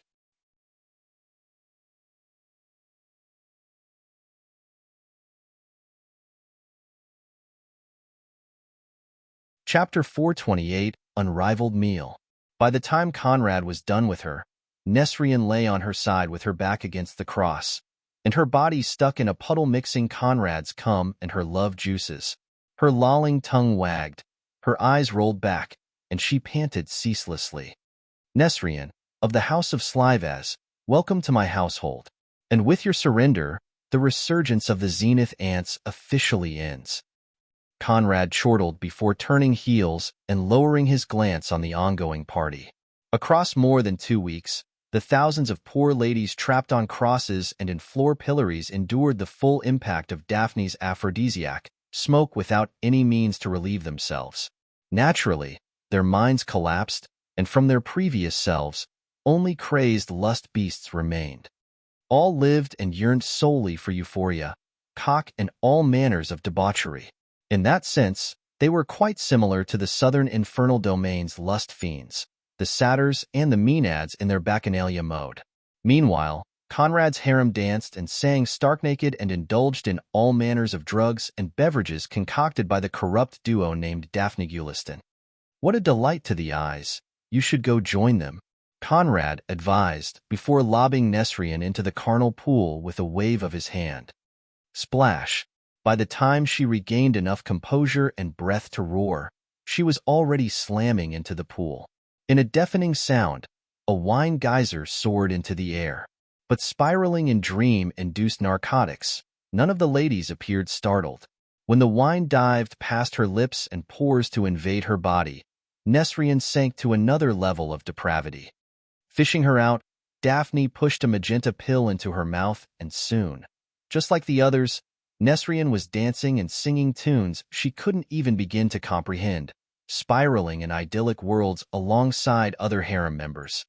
With a chuckle, Conrad stepped forward, vanished and reappeared within his seat to enjoy this marvelous sight with wine of the highest caliber. Moreover, according to Daphne, the 20th day hid a few surprises. As it reached its end, she clapped, causing hundreds of maids to carry in massive golden plates on top of which unknown beauties lay covered by sumptuous dishes. Although 50 liters of the strongest cultivation wines fluttered within his veins, Conrad's vision remained as sharp as a sword, and he immediately identified those ladies. All were young virgins of the highest standards collected across the ancient crystal world under Daphne's orders for the celebration. At first, when the saint messengers descended from the sky to collect them, they trembled in fright, but when they realized the destination, all dropped resistance. But unlike the rest, all those ladies were young mortals without an ounce of cultivation. If not for Daphne's cooks feeding them elixirs to counter the narcotics, they would have undoubtedly gone mad upon stepping in. Of course, when the maids lowered the plates on Conrad's table, those closest to his scent succumbed spontaneously. Your Majesty, please enjoy the finest dishes the ancient crystal world has to offer. The maids, all equipped for soberness, invited with radiant smiles. The sight of all those ripe, food-draped young beauties lying on golden plates before him, unaware of the sweet meshing of their scents, teased Conrad's relentless rod. And with no need for further encouragement, he rose to indulge in the first meal. His hands plucked the meat whose mere aroma could have kindled provincial revolts. As they did, and he consumed the dishes covering his first target, She trembled in a mixture of shame and anticipation while her eyes glazed under the pressure of his scent. Still, as instructions required, she didn't make a move and lay still while Conrad ate over her bare, alluring body. Between the girl's legs, one life fruit stood, dripping in the juice trickling from her cunt. Bringing it to his lips, Conrad flicked his tongue across its surface, appraising the taste before taking a bite in a slow-paced crunch. In the meantime, his free, left hand lowered on the girl's chest, pinching her nipples before taking and feeding her the grapes lying in her cleavage. With each grape she crunched, the girl's body heated up, and unbeknown to her, she spread her legs to allow her sovereign access. A natural, I like.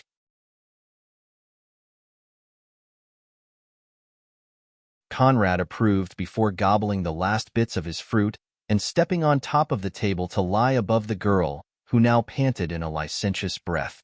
With her legs already spread wide, Conrad freely aligned his shaft with her lower lips and sealed her panting lips within his. Although no further words left his lips, his eyes and tongue held in his thrall, and all else vanished from her mind. With a measured push, Conrad broke the girl's hymen, filling her close-fitting cunt with his large member. Imhim. Both grunted in one another's lips as Conrad let this unexplored field mold into his cock's shape. At the same time, his golden and blue light erupted to shoo pain away from the girl's body and welcome her in worlds of unending fleshly pleasure. The pounding then began. Ah! Although instructions stated that food didn't talk, as Conrad's cock rammed and plowed her insides, the girl couldn't help but moan in delight. But on account for the gripping squelching of her snatch, Conrad forgave her. And after her 20th orgasm, he baptized her with his spunk, then moved on to the next target. In that fashion, Conrad explored the 666 golden plates and the dishes they contained. Each brought a unique flavor he wouldn't forget anytime soon. Stepping down from the imperial table, Conrad assumed a miniature version of his true form, morphing into a 10 meters tall icy blue giant from which 100 arms sprouted. On top of his, 2 pairs of horns, one ram-shaped, one dragon-shaped stood, while from his back, 12 pairs of wings emerged. His teeth became sharp fangs, his nails, claws, and as he walked with his new pair of clawed feet, the earth beneath him quaked. But if that weren't monstrous enough, from his crotch, a multitude of massive rods emerged, ready to plow as many fields as the debauched revelry could offer. In that form, Conrad cast a sidelong glance toward the thousands of shackled lust beasts. His now black scara and slit, golden pupils shimmered in Thonian light, and their shackles broke. Instantaneously, the thousands of crazed, cock-starved women hurled themselves at Conrad and his multitude of cocks that stood ready to pound sanity back into their broken minds. Which he did. Ayahawk. Unending waves of ladies groaned on Conrad's gargantuan shafts, while he enjoyed the sight of and singing of his dancing harem members. As the most experienced dancer, even in that state of ebriety, Vaughn led them all, turning their erratic moves into a coordinated ballet fit for world stages. But this was but a drop in the bucket when compared to the things that went on in the following days. And across more than 600 days of debauchery, Conrad's harem sank into the lowest forms of depravity both imaginable and unimaginable. But without exception, all those women found themselves on Conrad's rod, and the worthy became early-stage heart devils. Meanwhile, worlds burned.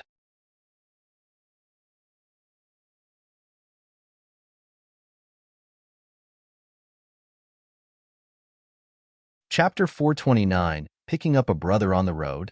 Before the god-level legions of the profane prince, mortal worlds, even those cultivation worlds, stood absolutely no chance and collapsed in mere seconds.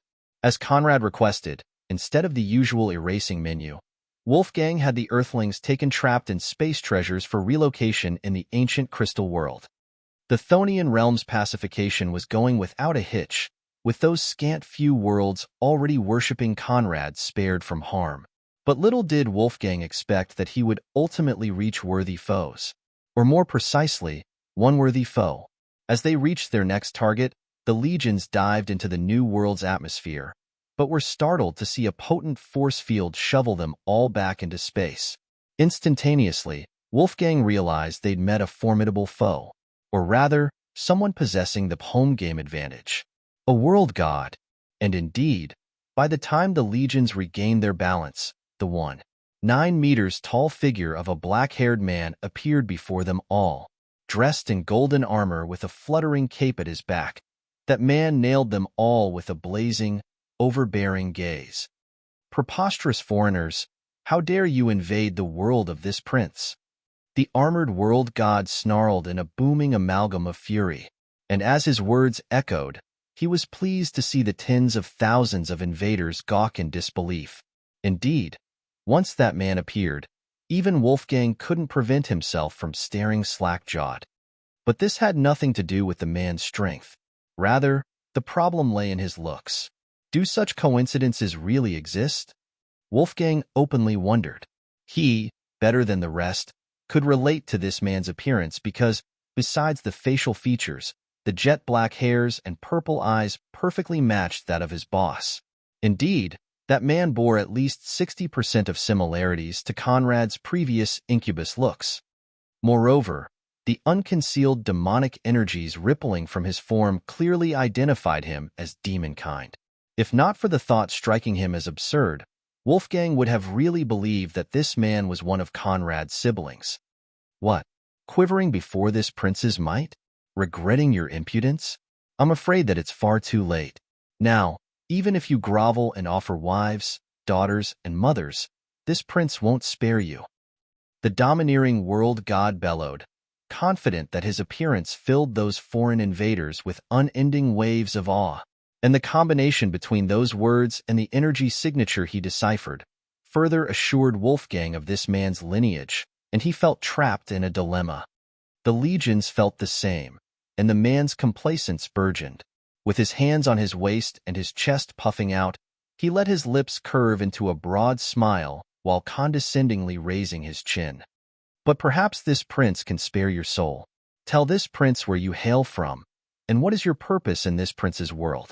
If this prince is not too Arita, he began, but before he could finish his words, crack, an irresistible fist crashed into his face, and as his bones cracked beneath the impact, he flew backward with overflowing blood loss. For the love of all that is profane, will you shut up? I was merely trying to figure out if I should kill or capture you. But considering how stupid you sound, even if you truly are relatives, my boss will never acknowledge you. We might as well dispose of you to remove this stain. Wolfgang retorted while his devil force unfurled, revealing the early-stage heart devil cultivation base Conrad's legionaries now boasted.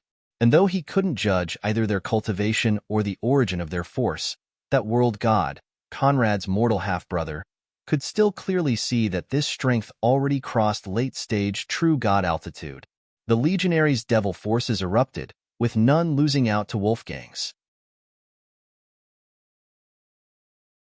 Of course, while due to Conrad's blessings, all currently stood at the early stage of the Heart Devil realm.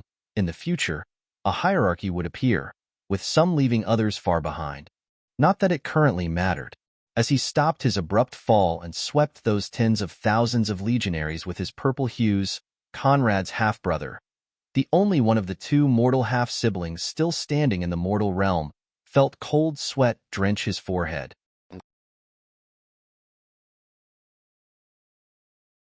If any one of those legionaries possessed such strength, with his early-stage minor god cultivation base, unless he holed himself up in his world, he would never survive the confrontation.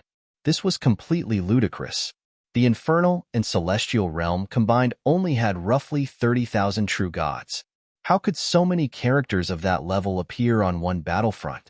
First, the underworld's gate shattered, allowing darkness, souls, and all manners of Chthonian forces to flood the mortal realm. Now, armies fueled by incomprehensible energies appeared with clearly nefarious intent. It didn't take a genius to realize that the two were connected. But who possessed the ability to unleash such calamitous events on an entire realm? Your brother? Wolfgang replied to the confused man's unspoken question. And before he could understand why such sorcery occurred, all the complacence, overbearingness, lust, negativity, and apprehensions within his heart became tools Wolfgang turned against him. Rooting himself in the half-brother's heart demon, Wolfgang overrode his will and turned him into his puppet. His eyes became a blank white, and he stood there dazed with his hands falling limply to his side. Fool, if you stayed quietly within your world, even with the Chthonian realm's backing, assaulting you would have been no simple task. How could you be so conceited as to leave your mightiest stronghold with no clear understanding of the enemy? Wolfgang shook his head in disappointment. As far as he was concerned, this man was a rancid failure whose name needed not be mentioned. Tauratha's blood and the support of his world's infernal cult were the only reasons why he managed to become the world god. But unlike Conrad, he started with half-lust embodiment blood, pristine conditions, and had been cultivating for more than 250 years. This result truly was unsatisfactory. Oh well, at least I have my first devil puppet. Wolfgang consoled himself before waving his hand and releasing dark purple rays that obliterated all sentient lives and cultivators within that world, leaving them to await Conrad's transformation. His Majesty's celebration will soon come to an end. We must accelerate the pace and clean the Chthonian realm before that. Wolfgang exclaimed while turning to face the legionaries. Yes, State Pillar. Those of lower status bowed in approval, and with the new puppet prince joining their ranks, all turned into dark purple meteors to shoot toward the remaining worlds.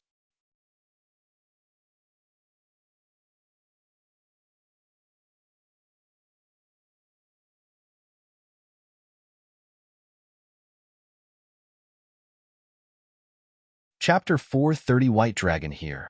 Thus, with 2 years of macabre warfare, the last remains of the mortal realm collapsed, replaced by a realm where the undead and immortal devils would reign without challenge, the Chthonian realm. And as the legionaries put down the last world, Conrad's revelry was coming to a joyous end. In his hybrid true form, he lay on the ground with Yvonne, Else, Verena, Gulistan, Daphne, and all his consort piling up on top of his massive frame. In the wine pools and various corners of the platform, maids and offered ladies lay in the thousands. Some died from excessive partying and cultivation drug abuse.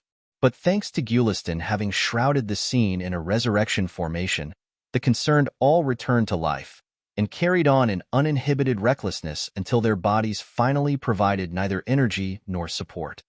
Now, only Conrad still retained his awareness, and as he swept the scene with his senses, he was forced to admit they'd gone above and beyond what even debauchery could tolerate. This was pure madness. But what blissful madness it was! Such decadence and reckless abandonment in the most sinful of deeds indeed was one of the perks he pursued. With a chortle, Conrad set the unconscious ladies aside and stood up, returning to his human form while lowering his glance to the floor below. There, the bestial orgy between men and beasts had long since reached its end, with the still-standing men tied on wooden horses and peering into the recordings of their wives on Conrad's rod. Conrad's glance didn't linger for more than a second. Yet, in that second, he saw foul things able to imprint nightmares in the most battle-hardened of men across eternity. But with a shrug of his shoulders, all those horrifying images turned into a good joke. Thanks to the food, beverages, pill drugs, and smoke, even those on the male floor had received massive benefits, with semi-saints becoming star-taming stage experts and saints rising to the divine rank. For those men, perhaps those gains were worth all the unspeakable madness they endured and indulged in. But as far as Conrad was concerned, it wasn't worth mentioning. But on his floor, all his consorts rose to early-stage heart devils, with the top 20 rising to mid-stage heart devils. As for Conrad himself, although he'd not broken through, he stood infinitely close to the mid-stage boundless sea devil realm. It wouldn't be long before he broke through. Naturally, having only 6 realms, each with massive strength leaps, Conrad didn't doubt his future cultivation road would stretch across a considerable amount of time. Not that it mattered. As long as the world remained corrupt and such debaucheries carried on, his strength would grow unceasingly. With a step, Conrad vanished and reappeared on the August Jade Palace's roof. But now he no longer stood bare, instead donning a black robe embroidered with a 9-headed icy blue dragon. Alone, he sat on top of the roof, with his eyes staring at the night lotus brightening the dark sky in lieu of the moon. But while an uncanny beauty lay in this creation of his eyes looked past it, sweeping through a recollection of events, delegated memories of his first life he didn't dare dwell on. In all those memories, even within the night lotus reflection, the image of a single woman appeared. But unlike what others might have anticipated, it wasn't that riveting immortal blood spirit that captured the better part of his life. It wasn't Moon. Instead, the figure of a silver-haired woman with matching, silver-slit eyes appeared. Standing tall at 1.8 meters, that woman breathed intimidating elegance and refinement, with the distant aura emanating from her painting the image of an inapproachable fairy. To others, within her slit, silver eyes, the only thing discernible was aimless indifference.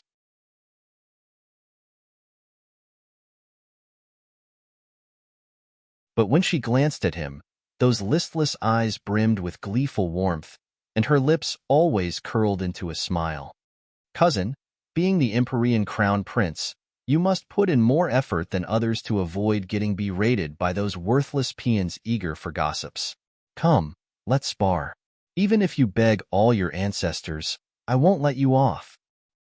Cousin, I know you dislike the bluster of your birthdays, so just this once, let's sneak out.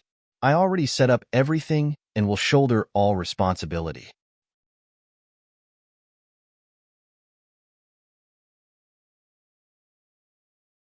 Cousin, one day I will be invincible, and with one sword put all experts on their knees. On that day, you must make me your empress. Cousin, affection cannot be forced.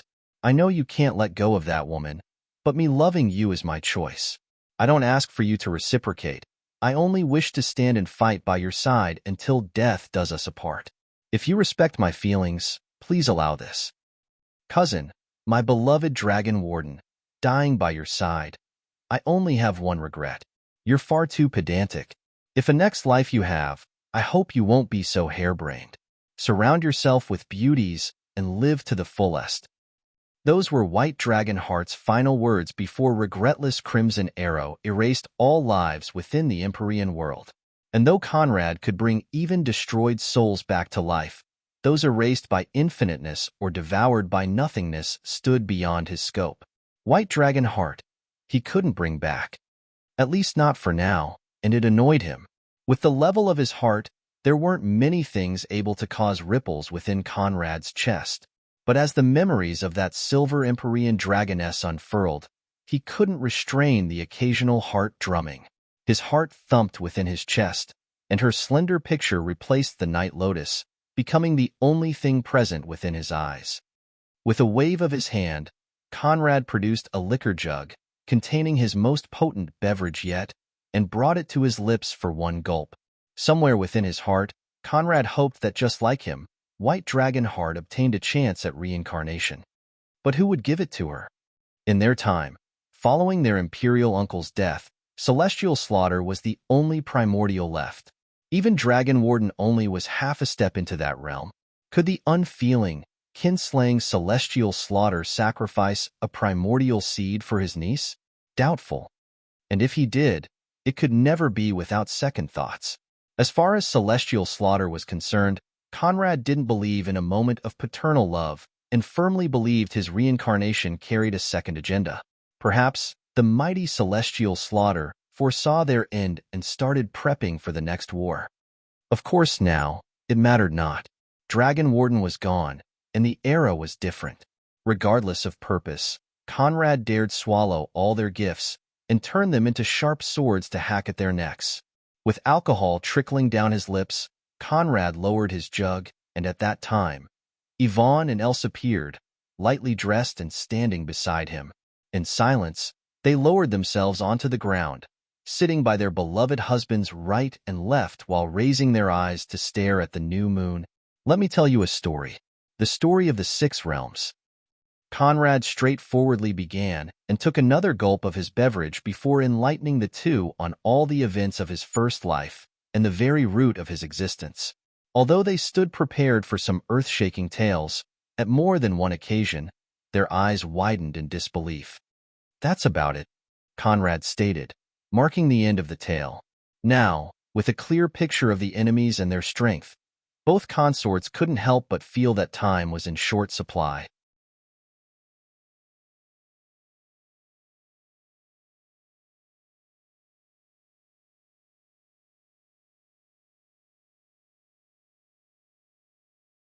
Chapter 431, Temple Girl Part 1. "How long do we have?" Yvonne directly asked, and hearing this, Conrad shook his head. "That depends on several factors. Once we leave the Thonian realm, as long as she's aware of it, Blood Nether will spare no effort to track us. Although our Devil Bridge can elude her sight, her attention alone is a ghastly problem. Moon and Cloud are not pressing issues, but if he manages to break the shackles of his heart demons, Night will become one." Conrad began in a measured tone, while Yvonne leaned on his right shoulder and Else on the left. His sober drinking carried on unimpeded, and he pursued. "As for Regretless, that's hard to say. Though his disposition possesses glaring flaws, the fact of the matter is that Regretless is the most outstanding talent of the Omniverse.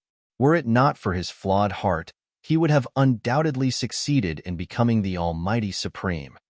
Heart demons can trap him, but counting on them to destroy him is a pipe dream. At best, a few centuries, at worst, a few thousand years. But regardless of how long it takes, he will return. And to be frank, I can't say with certainty that he won't come back stronger." Conrad explained, and naturally, such words rang with pictures of future calamities. However, the ladies' faces showed no ripple.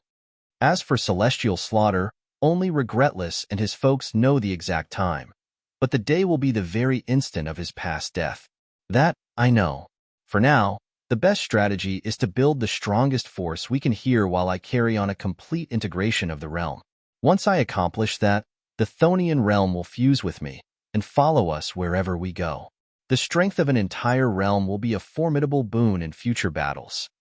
Next, I want to retrieve the god executing Immortal Sword. The people of the three realms see it as a mere 9 stars god artifact. I can't blame them, for only I possess the ability to unleash its true might.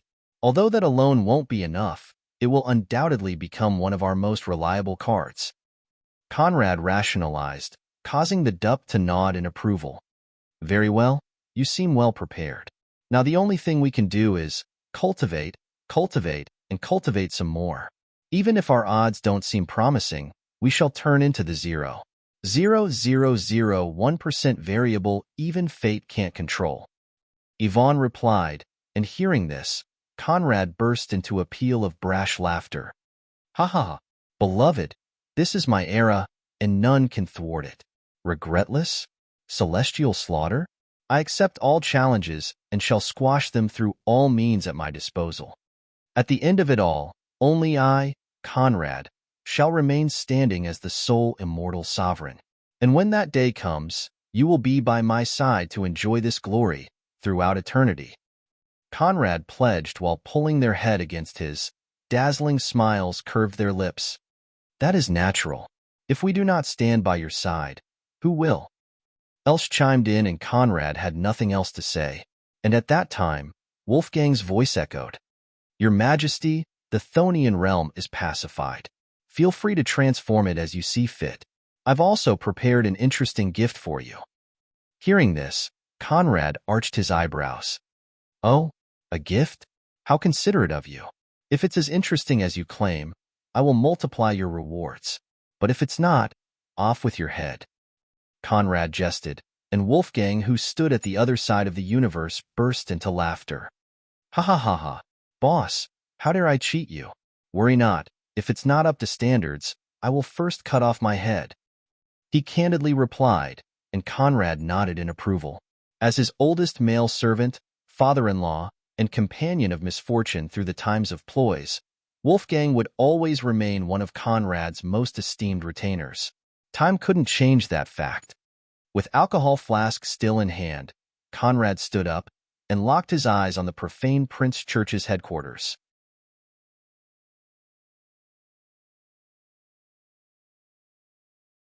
The church's hierarchy had the matriarchs at the top, then the grand priestesses, and finally, the blessed.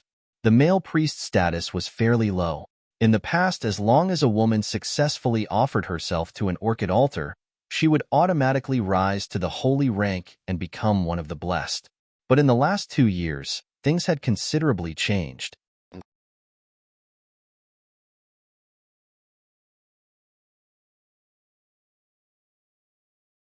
To avoid making devils out of those unable to stomach it, Conrad created a false bridge identical to the 3 realms and used it to reward those unable to grow as devils. Now, the blessed directly became minor goddesses. The grand priestesses, true goddesses, and the matriarchs, void goddesses. But at the same time, due to the root of their cultivation, they couldn't grow without more of their Lord's blessings. Not that it mattered. "It's been a while since I visited the church," Conrad stated, before vanishing in icy blue haze. Yvonne and Else remained behind, lying on the roof with their hands cupped beneath their head, and their eyes flashing a mixture of complex emotions.